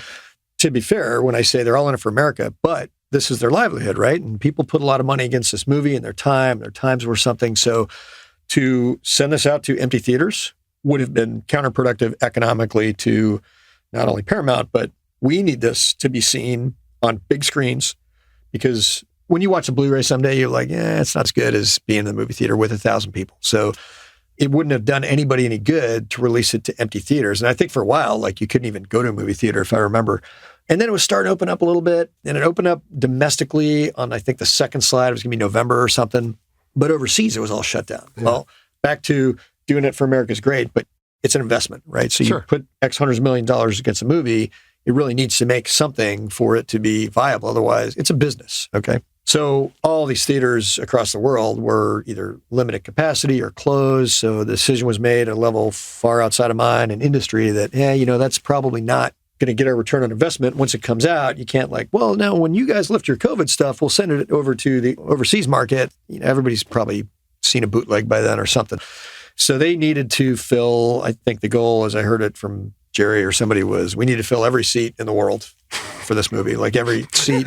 And if you look now, go on after this and look at Fandango or something and find a thing for Friday night. First of all, there won't be any tickets. They've been sold out for weeks. But it'll be one of these big 16-plex theaters, and the movie will run in about half of them, and it just goes back to back to back from noon until midnight. Yeah. I mean, that's a lot of people seeing the movie sold out. So I think it was unfortunate. It was unavoidable, but it was the right decision. And, people that were getting mad, I can't believe it's delayed again. Well, do you want us to just roll it in your hometown so you can see it? Or do you want to wait until it's the proper, you saw the stuff that we did for the rollout, right? Walk-off home run, massive spectacle, the landing helicopter on Midway. Oh, yeah. He went over to Vincent and he engaged with the sailors. It was perfect. It was the perfect opening. I don't know anything about openings because this is the only one I've done, but man, I have to imagine if this is the unicorn, the pinnacle Top Gun experience, as good as it gets, that was it. And that wouldn't have happened last November or last May or any of those times. So, and then as far as the, people picking it apart thing, that's going to happen, right? There's always going to be some guy lives in his mom's basement. He's freeze framing it. And he's like, oh, look, I found something wrong with the ribbons. And look, I get clickbait. And they're going to do that. That actually happened to me. There was some stuff that was done before I was brought on. It was done by some consultant, private entity. Was it horrible? No, it was just wrong. You're talking about the medals the ribbons. There was some article that said that Navy technical advisor is an effing idiot. So would have appreciated a heads up. Couldn't have commented, but come on, man, you're prior military. Why don't you just call me and I'll say, can't comment, but trust me, I can tell you in a couple weeks. So there was some stuff that was wrong, and it is pretty wrong. There's one of them's two of the same right next to each other. It was just silly. So I show up on the set to, I don't know, it was Val Kilmer or somebody. I'm like, what's that? What are you wearing? It's all messed up. Well, let me go fix it. Let me go to wardrobe and we'll just switch these around. We'll fix it. And then the director's like, no, we already filmed some stuff. Nobody will notice. Of course, clearly people noticed. But I'll tell you, when Chaser and I did Maverick's uniform and his ribbon rack, and it's appropriate for, quote, Maverick, right? Mm-hmm. He's kind of a unique guy. He shot down some MiGs. He's been around for a while. So his rack makes sense. I built the jackets for the Airboss and Nautic because they wanted the green sage jackets with the NASCAR, patches all over them. Right. So I went to wardrobe and I go, hey, I can get two of these jackets from the system. You guys have to pay for them or you can get them out in town, whatever. But I need a bunch of Navy patches. So can you get me as many patches to do with Naval Aviation from 1975 to present day? Just give me as many as you can. I'll make it work. So the next day, FedEx at my trailer, and there's this gigantic forklift pallet of 50,000. I'm like, oh, what are these? Oh, so this is every Naval Aviation patch that was available for purchase on the planet. So we teased all these out, and I went with Pack Fleet Actuals, his bio, and I looked, okay, he did this, he was a Hawaiian adversary, then he was blah, blah, blah, blah. So I took the timeline. So on those, they're perfect. If you look at the jackets, if guy in basement freeze frames and looks at them, mm-hmm. you'll see that that air wing was on that ship for that deployment, and then he went Hornet to Tomcat, or he flew A4s as an adversary. I spent days building the story of those jackets because that was kind of my homage to we got some messed up uniforms, but these are going to be perfect. So those are kind of cool. And then John Hamm is the air boss. I think he gets to keep his, and Charles Parnell plays Warlock, who's not an actual. So we built those jackets and they got to keep them. But that was kind of a fun, I'm telling a story with getting these on there. And then I just hand them to somebody, they sew them on. Yeah. Well, it's funny because it's something that probably 99% of the viewers don't think anything of. They just see an actor wearing a uniform okay, that's what it is. It's clickbait. Right. And to a degree, I'm not living in my mom's basement, but, the Fighter Pilot podcast, one thing I try to do is kind of our shtick of the show is, hey, some of the stuff that comes out of Hollywood, how real is it? And I think there are people that are military aviation enthusiasts that appreciate that. Yeah. I remember the very first trailer, the very first scene, I'm like, that dude's low. I bet that had to be a Blue Angel. Yeah. I had no idea at the time that it was. I think Guido, when he came on his episode talking about their transition, talked about Walleye being involved with that. So you said that earlier. Well, that was how I got there because we're trying to do low transition. Tom wants the stuff to go 30 feet and below. And I go into the air boss. I'm like, hey, sir, we want to do this stuff at 30-ish feet. And the answer was something along the lines of, I don't even know why you're in my office asking me that stupid question. Get out. So I go into Caesar's office and I'm like, yeah, the boss said no. And he goes, what'd you think he was going to say? And I said, well, I kind of thought it was that, but it never hurts to ask. And he goes, yeah, maybe don't ask those questions anymore. So then I call Guido. We're doing the low transition scene over that one with Ed Harris. Mm-hmm. And I'm thinking about using a fleet lieutenant. I'm like, well, it's just a low tranny, right? So it's really a takeoff that you are held down a little longer. So I'm not putting a guy at 20 or 30 feet for several miles like you see where Wally's at 20 or 30 feet for several miles. Is that Bravo 20, by the way? Yeah. Okay. So I called Guido up and I'm like, hey, man, I'm trying to figure out how to get a safe and measured risk management approach to getting a lieutenant to get them to do something that we would normally put them in hack for. Right. But do you have for your 6, do you have for the lead solo, like a syllabus? There's got to be some way that how you work towards the low transition. I'm sure you start at 100 feet and then you go down. And we start talking and he goes, yeah, so why? What are you doing? I told him it was for this transition scene for the movie. And yeah, we really want to do this other stuff down low, but I can't get the boss below 100 feet. And he goes, well, Walleye is the super blue transition guy. He's got more time down low than like any dude alive. So I didn't know Walleye at the time. Great dude, great friends with him now. And I call him up. I'm like, hey, man, I'm Ferg. I'm making the movie. And this is what I'm trying to do. I'm trying to get the syllabus for this low transition, but I'm also trying to see if I can get some allowances to get down a little bit below 100 feet with some Mark I motto, flight line JOs. And his comment was, well, here's my thought on that. So I've done it a lot. He replowed through the Blue Angels after the incident in Tennessee, I think. And he goes, here's the thing. We spent a lot of time to get there safely. And if you have somebody doing that can't hold a conversation the way we're talking now at a resting heart rate, they got no business being there. And I said, okay, well, how long would that take to do? And he goes, take a long time. And there's a lot of process involved. And he goes, I'd be happy to do it. I go, well, we got to use a Super Hornet. And he's like, well, I'm the transition guy, so I'm flying both airplanes right now. I said, oh, well, let me go talk to the air boss. So I go back in there, tuck my tail. Hey, sir, I think I got an elegant solution to this. We talk it out. And he goes, yeah, okay, do that. So he gave me 50 feet. Then we eventually worked down to something, sub 50 feet. Raise the roof height. Yeah. So we talked with Kevin LaRosa last week about the flying and some of the VFX that took place after. Why did it need to be a super if you're going to turn it into, we calling it the Dark Star or whatever that thing is? But so the scene in Bravo 20 where Maverick is rolling into the target. Gotcha. So that's actually, we cameraed up through Navier. We cameraed all these jets. There were internal cameras looking back, looking forward. We put some external mounts. So I thought we were talking about the takeoff overhead. That was actually Blue Angel number 5. That was like, no kidding, blue airplane? Yeah. Oh, wow. That's cool. Yeah. Okay. It was one of their spares off season. They sent that out there so that he was comfortable in doing the thing. And then we worked into flying Nautic and 122 jets down in the low altitude scene with these external mounts. We had stuff on the pylon. We had stuff on the belly looking forward, looking back past the Stinger. There was one up on top. All that is real footage. I mean, he's down there rooting around we did this huge engineering effort with Navair, which is very expensive for Paramount. I was amazed at the cost data to go, hey, I want to put one on Station 7, and it's going to be this camera box, and this is the size and the weight.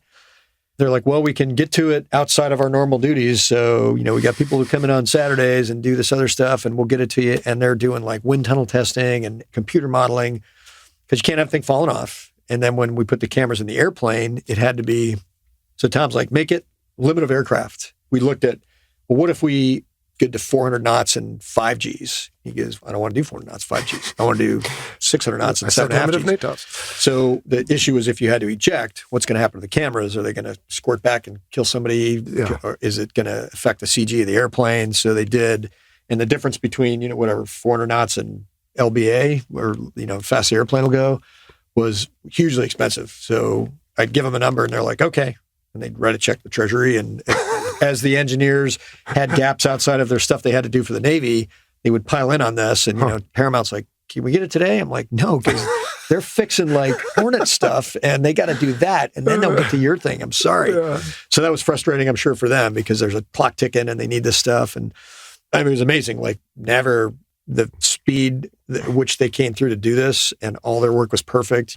John Hill's an engineer over there. He's amazing. And Stuff Denny was the head at the time, the lead. Admiral Grossklags were all working together to get this done, among a million other things they had to do. So it was just like the Top Gun bros, hey, your day's just going to be a lot longer. But like you said earlier, a cast of thousands and way more than I think the casual viewer understands because you've got these folks at Pax River who are, hey, what if we hang this certain size, certain weight camera, oh, by the way, out on a wing where it's now creating yaw and drag and everything else. And there's a lot to that. A lot of smart engineers that worked on that stuff. So shout out to Navar and their team. Crazy. So Do you think part of the reason they wanted to wait until now, in a sense, was some of the technology that was used as far as, we talked about developing the story. We haven't really talked about F-18 versus F-35, et cetera, but just from what I've seen in some of the behind-the-scenes stuff that is on YouTube, the camera system was amazing. Oh, it was unbelievable. Yeah, super high-tech camera. I think I'm probably getting this wrong, and Joe, if you're listening to this, call me up and yell at me, but I think it's the first 4K HD aerial stuff that's ever been filmed. And the cameras were IMAX capable. So it's all these different mediums. And we had, I rode in the back because I'm using lieutenants and I trusted them implicitly. But I'm like, we're going to go do some weird stuff off a route with a lieutenant. I'm going to hop in the back as we run the test route just to kind of get the feel of what's going on, try to lead at the deck plate and bag a hop. But, I'm in the back and I'm like, I feel like I'm in the back of a Prowler or an S3 or something. Like there's nothing but structure in front of you. The cameras everywhere, these fisheye lenses. You can see out the side, but you can't see a whole lot in the front. So that was, I think, challenging for the actors too. Like you instructed in the back of an airplane, right? Probably doing loud or something at some point, and you're like, I really like being in the front better because I don't feel so good when I'm in the back, and the less I see, the worse it is. I mean, these are people who are actors, right? They're not fighter pilots, right. So they had to go through all this. But yeah, the camera systems were state-of-the-art, the highest tech things that you can put in the airplanes. And we put them on the airplanes. Like we're filming cat shots and traps. That was a very robust engineering effort because I called Navar again. I'm like, so we want to put this one on and we want to trap with it. And they go, you want to do what? I said, yeah, we want to trap with it and we want to cat shot. We can do it like 20 times. I think it was half a dozen times. And they're like, okay, ones and zeros. And they start getting their slide rules out and did their super genius stuff. And they got it so that nothing fell off an airplane and nothing got bent. We didn't hurt the airplane or the cameras, which I'm sure the cameras are wildly expensive, I imagine. So you, at the beginning of this discussion we've been having, talked about the day that Caesar started pestering you. The day you said yes till today. I mean, how long has this odyssey been? It's obviously we waited 2 more years, but when was that when they first fingered you, so to speak? So you probably cut that part out. That's a legitimate term, by the way. I can't help if you're going to corrupt it. So the odyssey, the journey, the adventure, as it were, I think Caesar texted me, do you want to be the Top Gun rep?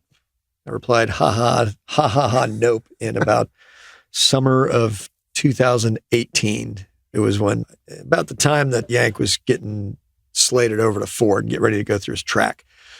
So about the summer of 18, I was finishing up my deputy job. I want to say I started orders probably in September-ish.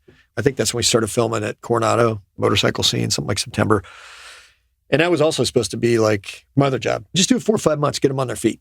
And then I got in there and Air Boss and Caesar realized how many moving parts there were and how much was going on and how much mission creep and how big of a footprint, how much liability was going on. And then the Air Boss goes, hey, I'm not willing to switch horses. I can't make you do it, but I'd like you to see this through. And he was right. I mean, to put somebody new in, once production and filming started, and we're talking about airplanes and briefing and moving to bases and embedding on ships and scheduling airspace, working with the Top Gun class schedule, like to dump somebody else in the middle of that, it would have been a massive relearning curve. I mean, I'm not that smart. It takes me a long time to learn, but I think anybody would have had a challenge after what I did for about 6 months. They would have keep me on for a turnover for like a month or so. And it's all changing. So everything you learn, there's like some new thing the next day. I did orders for easily a year, probably something more like till the end of 2019. And then it became whack-a-mole, right? Hey, I need you to come up to Santa Monica and sit with the special effects guys for 2 weeks. So I'd get orders and I'd go up for 2 weeks. Or I would bid around my Delta schedule to do a trip, and then I'd go up, some of it pro bono, just to help out because we were out of drills or whatever as a reservist, or I would do drills. So I would go up there and do that. And that was, a week here, 2 weeks there, and tons of just like, hey, can you get on the call for an hour over rollout stuff? Or, hey, we got a question about this weapon and what's this going to look like? Hey, we're doing the HUD for the adversary airplane. We want to see what it looks like. What's the boat stuff? It's on and on and on. So there was an enormous amount of just death by 1,000 cuts that occurred after I came off the orders. Some compensated, some not. It's probably the cheapest labor the Navy ever had for this. Don't tell California you probably got paid less than minimum wage. Oh, yeah. You know what? I actually did the math on that. It was based on hours. I made like $1.65 an hour, I think, over the years I did it. Plus I lost, I would have been making other money at the other job. Slips. But all told, we're looking at a 4-year adventure so far, and I still I've kind of become the media engagement guy just because I was for production. A lot of people worked on this, and a lot of people have stories to tell and had big roles. But when you get into the filming part, that was kind of like the part people seem to be the most interested in when I talk to them. Like, what was it like, working with Tom, and how'd you do the airplane, and what was the thing with the camera? And until now, post-release, per request of Paramount, I couldn't really get into that stuff, obviously because spoilers and whatever. They have a piece that they want me making sausage, right? Like even right at release. Now we're weeks behind it. The whole world's seen the movie, so it's not as big a deal. But Michelle Ryberg's the SVP of marketing and rollout, and she's like, just let it be the spectacle of the movie for a while. Right. And then you can get into all your kind of stuff we're talking about now. She and the whole team, creative team, just wanted people to go see the movie and not go, well, this is how they did that. The magician doesn't need to reveal his tricks. Just watch the rabbit come out of the hat and enjoy it. Yeah. So that's kind of where that's been. And now it's, I think it's going to start settling down now. I'm lucky to go to some of these premieres. Squadrons will have a premiere, like my old squadron, VFC 13 is doing one. Like, hey, can you come up? So I bid a gap in some trips, and I'm going to go up and watch it with them. And nice. That's a great crowd to see it with. Oh, sure. We're doing the crew screening tonight in LA, so I'm going to go up there and spend a ton of money in a hotel and a great dinner with my wife, and then go across the street and watch it. So so it'll start slowing down here, I think, but it's been robust and fun. And it's worth mentioning that folks will hear this later, but you and I are recording just a couple of days before the official worldwide release. So I want to ask you this, and if it's not relevant, okay, but it was ready to be released, I think, right, for May of 20. And I'm curious, so it sits in, I would hope, a very heavily guarded vault for 2 years. Was there an urge to tweak during those 2 years, and did they? So I went up with Air Boss and the outgoing Air Boss, Vice Admiral Miller, and the current Air Boss, Vice Admiral Weitzel, and the Chinfo, Admiral Brown. We went up to the Paramount studio or the Paramount Theater or whatever to do the Navy final approval screening. And that was in, I think, September of 2020. It's in the can. It's done. You get to watch it. Because I realized this, before that, we filmed 800 hours of aerial stuff. And I had to watch 800 hours of aerial stuff because there's some stuff, certain angles and things that you don't want getting out there. So I tried to do it by myself, and I'm up there for 2 weeks, and I called up to Top Gun. I'm like, I need you to send me 5 bros because I'm going to be here for a month. So guys just watching and seeing if there was anything sensitive about the flight deck. Hey, there's a panel open. We don't want that. Or, hey, there's something on the carrier. We went up and did the Navy. Good to go. You own it now. It's all yours. Yeah, because we had, totally. We had, as per the contract with the Department of Defense, we had final refusal right. Like, we weren't going to say, we're pulling our support. You can't show them, but it was, right. Did you sway from any of the agreed story points, the dialogue, the plots? Did you sneak in anything in there that was morally reprehensible or not in keeping with core values? And of course they didn't. It was all great. Security issues, whatever. So we went up, we watched that in September of 2020. I think the Lady Gaga song, I don't recall that being in there. And this is 2 years ago when I saw it the first time. I think that got changed and was new. That in the video where Tom's actually flying the P-51 in the video. Yeah, it's his P-51. It's beautiful. I got a bunch of people rides in during filming because it would fly in. And then Randy, his pilot, would have to move it because the Navy's like, we've allowed within regs that you can bring it in here, but it can't just stay here for a week. It's got to go somewhere else. Well, but a hangar. Nope, it's got to be off property. So he'd land and Randy would take the airplane. I go, hey, Tom, I got a hardworking sailor here. I got somebody that helped out. Can they jump in the back when Randy moves the airplane to Hanford or something? Oh, yeah, anytime. So I spent a year getting people rides, and somebody said to me, like, when are you going to get a ride in Tom's P-51? I go, you know what? I got a great plan. When we wrap in Fallon at the end of whatever it was, 19, he'll bring his P-51 out there. I will say, hey, I'm going to ship my bags. I'd like to go back with you to Burbank in the P-51. And, we got along great, and I'm sure he's going to say yes. So he rolls up in his Honda Jet. And I'm like, oh, look, get the memo. You brought the Honda Jet. I probably should have worked this before you came out. It's a little further. That's kind of a long P-51 flight. And he's like, well, you want to go back in a Honda Jet? I said, no, I got a Southwest. I'm going to jump on that. Yeah, so he flies that in the movie, which is cool. Yeah. He does all his flying in the movies. He's American made, and he flew the helicopters in Mission Impossible. The dude's been flying as long as we have. He's a great pilot, which made it very easy working with him because had he been some random movie star with that kind of, he's an 800-pound gorilla, right? So when he wants something, people kind of snap to get it. But if he wanted whatever it was, I heard I want to fly underneath the bridge, inverted, in a division at 9,000 knots. And I said no to pick any other random actor of similar stature. They might have been like, I don't care what you think, Navy guy, we're going to do it. But Tom knew enough not to ask for stupid stuff. He'd ask for things that maybe we had to massage a little bit. When I would tell him like, yeah, I'm just not comfortable with that particular thing, he'd go, okay, we're done. Because he was smart enough to know that I'm there to keep him safe. And I know the Hornet and he doesn't. And he does now. He's got a bunch of time in it. But great to have him as an experienced aviator to work with. It made my job a lot easier and made me a lot more comfortable with what was going on, that I knew he knew enough to not get himself killed with Lieutenant driving him around. He's like a robot, a machine. He's the hardest working guy I've ever met. I've never seen him not working. And he would leave the set and he'd get in his jet at the end of a weekend or something, and he'd fly over to Europe to work on Mission Impossible 7 and 8 at the same time. So I told Chris McQuarrie is the writer, and he writes and directs all the Mission Impossibles. I asked him one time, I'm like, oh my God, so Tom's filming 3 giant blockbuster movies. He's doing Mission 7 and 8 at the same time? And he goes, well, we don't call them Mission Difficult. I thought that was kind of funny. Is he supposed to go into space and film at some point, I guess? I've heard that. I haven't talked to him about it. But yeah, allegedly he is on track. Yeah. I will tell you this. So when Tom's like, we're going to do this, just take it to the bank, he's doing it. Yeah. Everybody thought he was nuts to fly in the jet and to get the cast members in the jet. Everybody was like, I thought he was crazy. I'm like, are you sure you want to do this? Because you got all these engineers that can do all the CGI. The fact that he is committed to it publicly, I'm certain that he's going to find some way to do that. The actors in the jet, if you even want to go there, is that the simple answer to why F-18 versus F-35? I mean, obviously F-35's got different classification. Yeah, that's what they wanted to do some of that. It was hard enough to do F-18 because we had to brief like, there's cameras everywhere, right? Not only are the cameras facing aft, not at the displays necessarily, although we did have some in the front, but there's visors. So we had to dumb down the airplane. We had to brief radar modes. Like, hey, you can't select this. You can't do that. You can't have this system or this radar, picture up. And then sometimes, we're human and we're creatures of habit. So somebody would, rock right to get a symbology up and lock the guy in front of them and then quickly and do radar mechanics to sanitize it. But I would have to watch all this stuff and I would catch, usually they would tell me like, hey, sir, I selected AIM-120 set for a minute.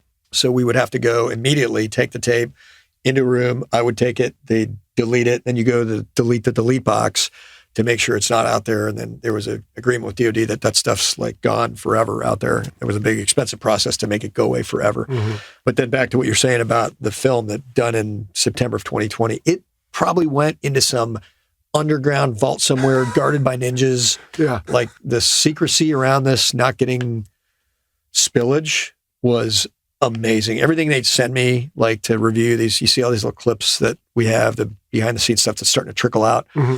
They'd send it to me and you could only log in like 3 times and it would disappear like Mission Impossible. It's got a big watermark. It says, Captain Brian Ferguson. So if I like post it on YouTube, I'm going to jail or they're taking my house or something. And then it only lasts for like a day. It was like being on the inside of the programs in the Navy. Like they have their classification stuff down. Well, that's good. I mean, this is big business and it's also big entertainment and big influence. I mean, the whole world is going to be impacted by this in some way. Maybe not every reach of every country, but certainly a great portion of it. All right. So in all that, in all the years that you've been working towards this, what was your most fun day? All the stuff I did with Walleye was awesome because it was like, he was my remote control airplane. I'm on the radio and I'm like, okay, now do this, now do that, now do that. Now do it at 500 knots, now do it at 20 feet. And he's just like doing it because I'm driving him around. Mm-hmm. And picture having an RC airplane. You're like, oh, cool, I can buzz myself. But I'm doing it with a 50,000-pound airplane, 20 feet over my head, going really fast. That stuff, that was awesome. I had an awesome time working with Walleye, just watching pass over pass after pass after pass on Paramount's dime, but they wanted it. So I'm like, I'll do as many times you want. Mm-hmm. I also really loved, we had some time underway on the ship. There was a stupid thing that came out. It was all clickbait bullshit that somebody goes, Tom was out on the ship. Everybody was told not to look at him and don't go on the 03 level. It was all I remember hearing something it was all made up bullshit. Yeah. So we're like, just ignore it. But then it started to get traction. So I got with him and I got with the captain of the ship. And I'm like, we can ignore it or we can get ahead of it because it's all stupid, it's lies and whatever. I'll tell you, like, he didn't have open door office hours like CAG's room, and you can't. We were working 18 hours a day. Our time was precious on the ship. So he's in his room and we'd start in the morning early, like 5 sometimes, and we'd finish at the end of all, the sun goes down, you're kind of done unless we're filming in a space. But there's a lot of after stuff. And, the days were like boat days, they're 18 hours.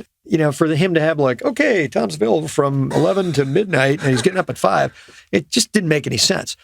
So I'm like, hey, let's do some crew engagement or some ship's crew engagement. Right. So like we had the actors go down to the galley and they loved it. You know, Glenn and Monica J, they go, oh, that's a great idea. Can we do that? That's because they're really nice people. Mm-hmm. You know, I talked to now Admiral Sardiello, who was a captain of Theodore Roosevelt. And I'm like, yeah, I think we should do an all hands call and have him talk to the hangar folks in the hangar bay. Yeah. So we did that. And then we did a photo op where I'm going to get in so much trouble for this, but so Mario, his security guy, he's like the guy that keeps him in check and on task and like people away from him when it's getting weird. Like Secret Service for the president kind of thing? It's kind of like the detail, right? Yeah. So there was a, hey, we're going to get him on this photo op. You know, they'd be there with the captain and the admiral and the department heads and whatever, and 500 or 1,000 sailors, something like that. We're going to flood the deck with Skittles and the helicopter's taking the picture. Skittles are all the different colored jerseys. Right. Yeah. Sorry. So all the people on the flight deck with their colored jerseys that all mean something.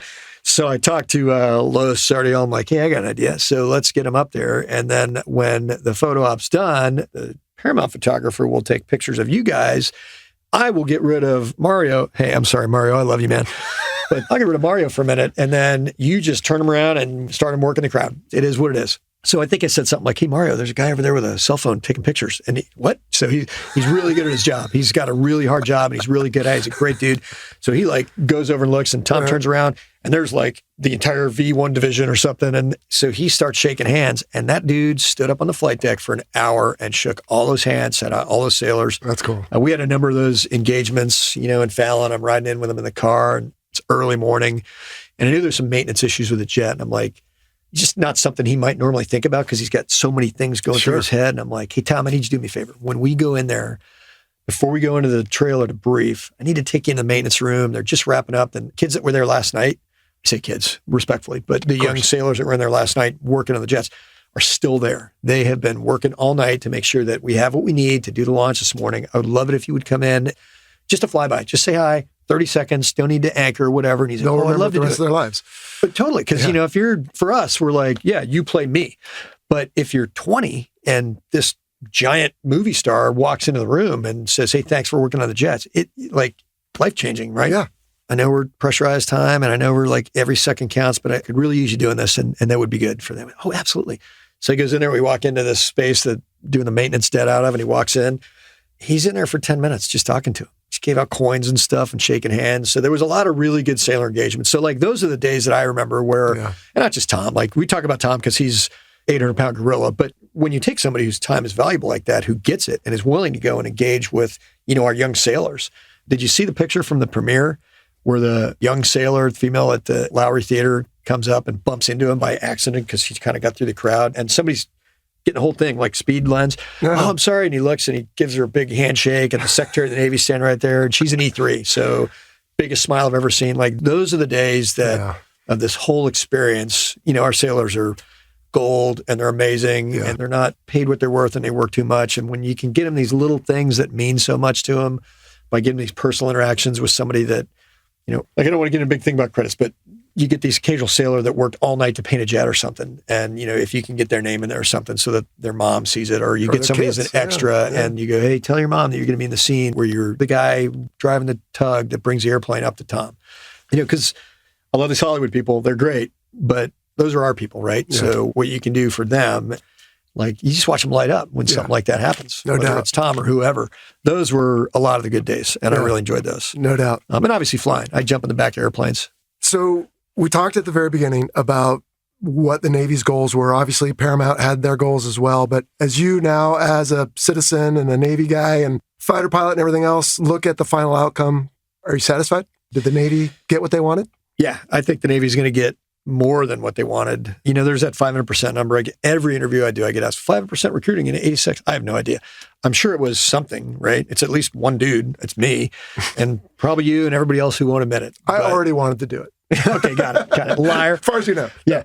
But, you know, it did. It shaped the generation of all our contemporaries that, you know, are now flag officer and stuff. Like, we're underachievers, so we're falling off the cliff, but all the guys that are out doing great things and gals. Still doing it, yeah. So I'm sure that had some influence. And I think the Navy is going to enjoy not only that, but I think there's also going to be a strategic message that goes out there because we achieve maximum realism using real pilots with real world tactics on a viable mission that involved ingress, low altitude strike, evasion of threats, precision munitions delivery, contested target area, fighting their way out air to air. Like we can do all that stuff in one mission. That's the F-18, right?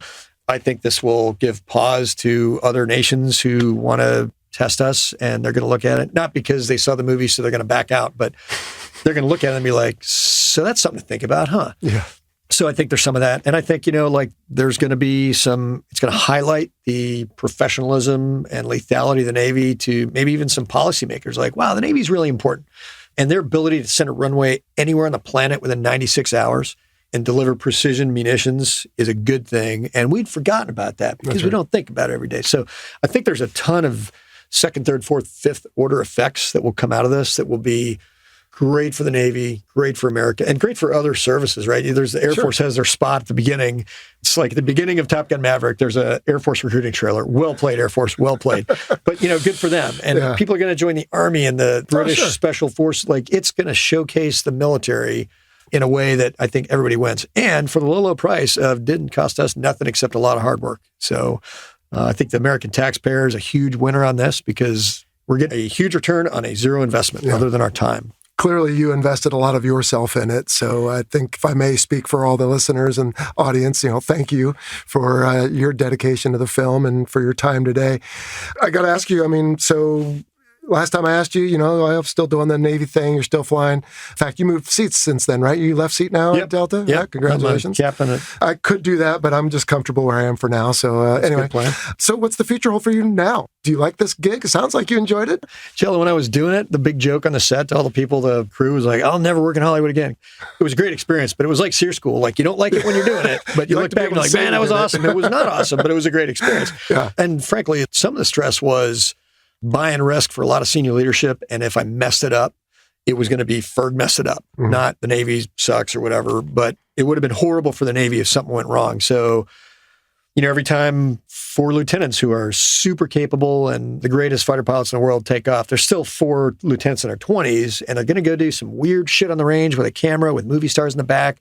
So every hour that they're airborne, I'm aging like 3 days. And eventually I got over it. I'm like, okay, this is all smooth. It's working good. But there was a lot of dog years. How's this going to go? Because anything we hope to gain, if we so much as scratched one of the taxpayers' airplanes, it's all for nothing. It would have been bad. So there was a lot of stress to that. And so I was always joking, like, I'll never work in this business again. So fast forward, like a year later, a lot of the same guys working on Top Gun Maverick, the aerial unit, K2, LaRosa, and Robert K. and Fitzmaurice, all the guys that brought the most complex aerial sequences ever filmed or ever will be filmed to Top Gun Maverick, are now on a project also with Glenn Powell, the guy I was talking about before, the Hudner Brown story, which if you're listening to this and you don't know the Thomas Hudner, Jesse Brown story, go look it up, read the book Devotion by Adam Makos. It's a great story that transcends race, and it's all about the Navy's core values and how we look out for each other. We don't see color, we don't see sex. We're just wingmen. So they're making that film with Glenn Powell, and they call and they go, hey, we need you as a consultant. And I go, that's Korean War stuff. I don't really know that much about the Korean War. They go, well, you know more than we do, so can you be out here tomorrow? So I had to actually go in and switch a Delta trip. Thankfully, there's coverage, so I opened up a gap on my schedule, and I said, okay, but you got to fly me out there, and I can do 2 weeks, and so on and so on, and I'd like to be paid the value that I just gave up on a trip. So we worked out an arrangement. I went over to Tillich Association, and I sat with Mark and all the historians, and I said, hey, I've got a day. I need to know everything about the USS Leyte and Carrier Aviation, the F-4, Joseph Reservoir, and Thomas Hudner and Jesse Brown. And that was awesome because it's telling another fantastic Navy story. That one comes out later this year. It's a great Navy story.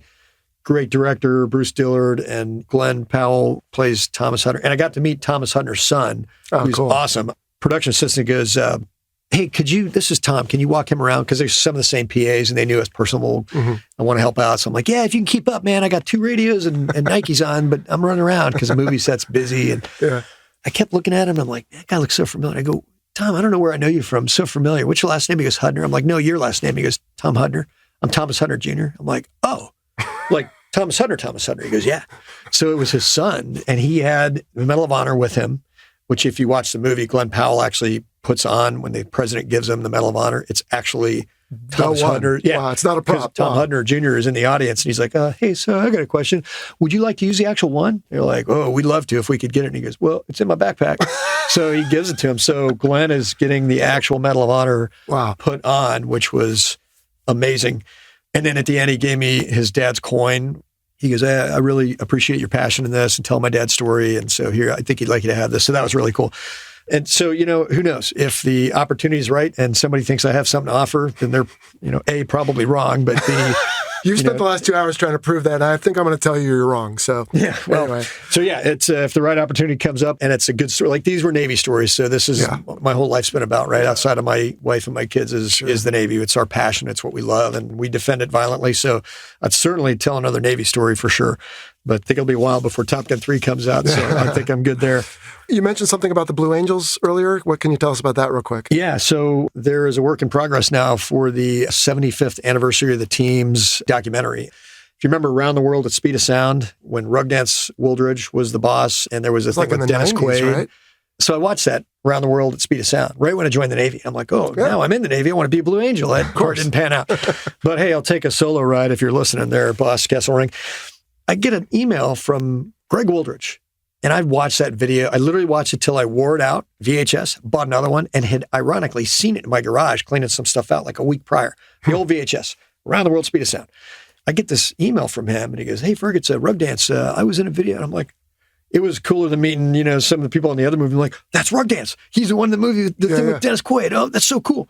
So he goes, "Hey, I know you navigated the Hollywood thing. Would you mind helping us out with a few things?" So, not a heavy lift there. I've been helping with a couple of backstage things. I'm the 0.00001% of that piece, but trying to help them navigate some equipment and some who to get, who to use. Like I said, if you don't use La Rosa, don't bother making it. And if you're looking for the new Dennis Quaid, it's got to be Glenn Powell. So I called Glenn and said, "Hey, man, I think this would be a great thing to do for the Navy." And Glenn's all in. He goes, "Oh my God, that'd be perfect. I'd love to do that." So that's not really working on that, just kind of making phone calls, and a lot of other more important people doing better stuff with that. But I'm sure it'll be great.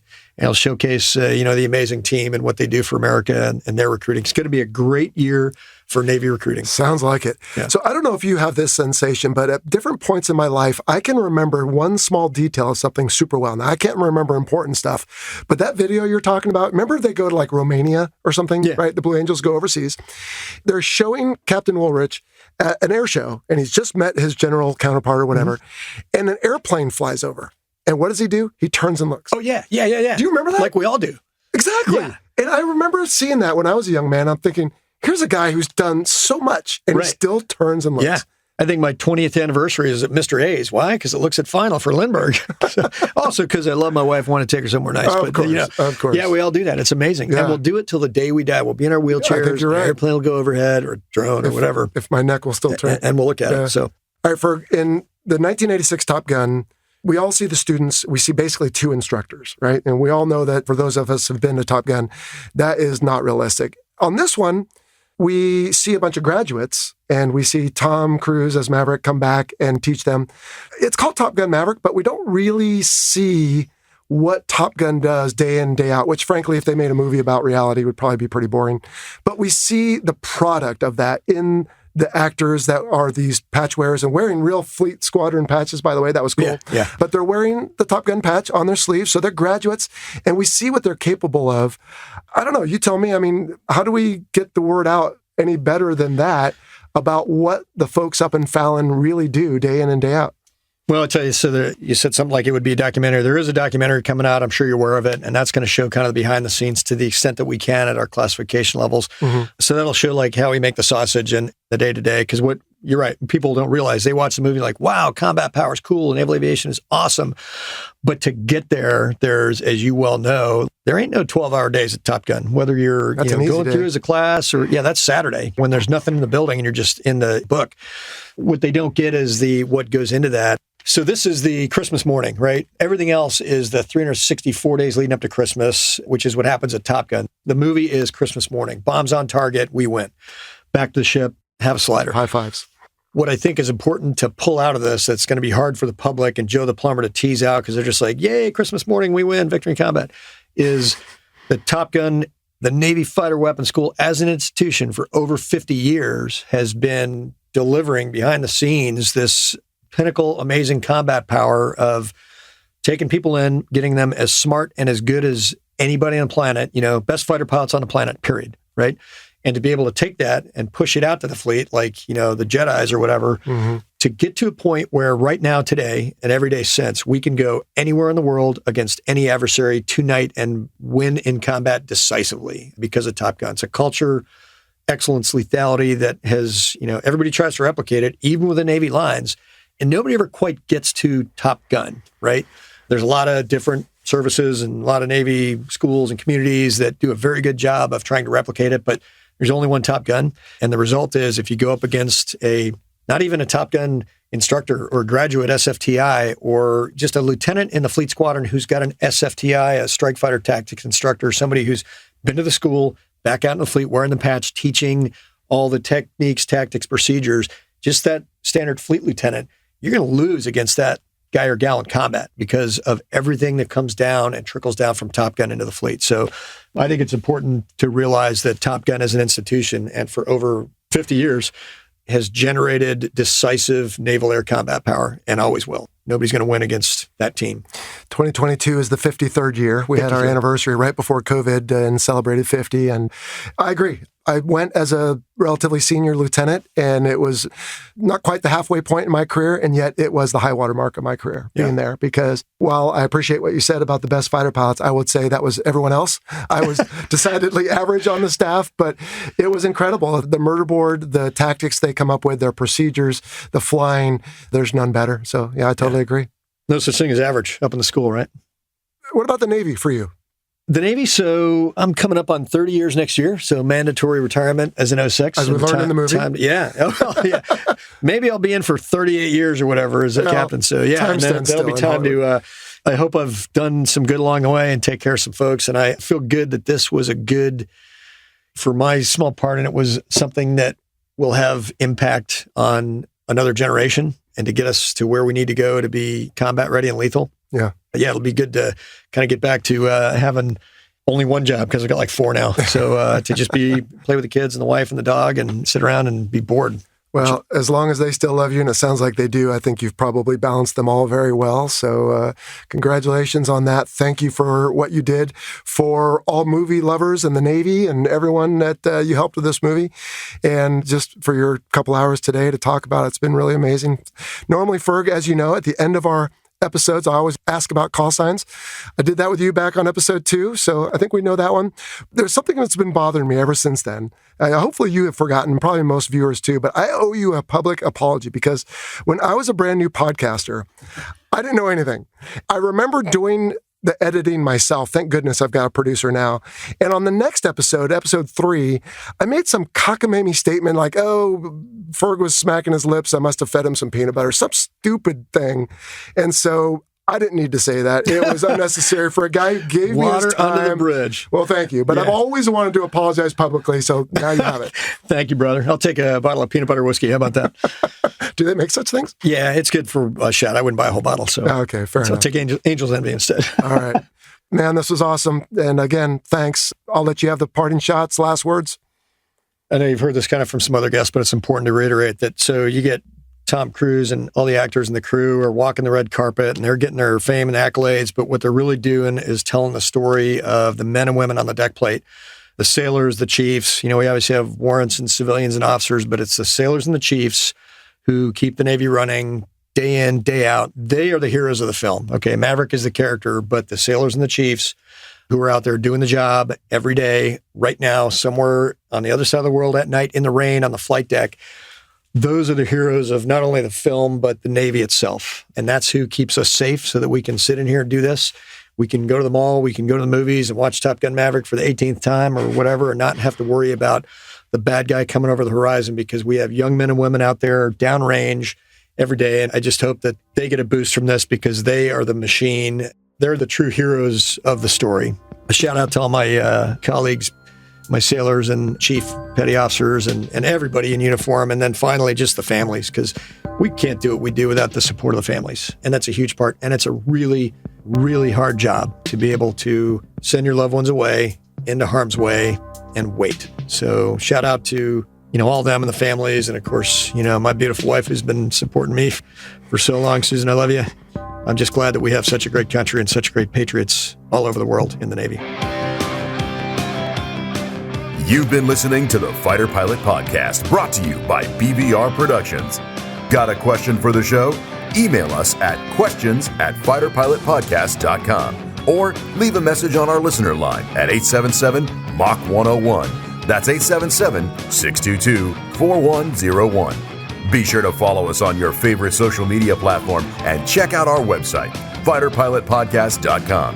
For exclusive content and to help support the show, check out our Patreon page. Thanks for listening.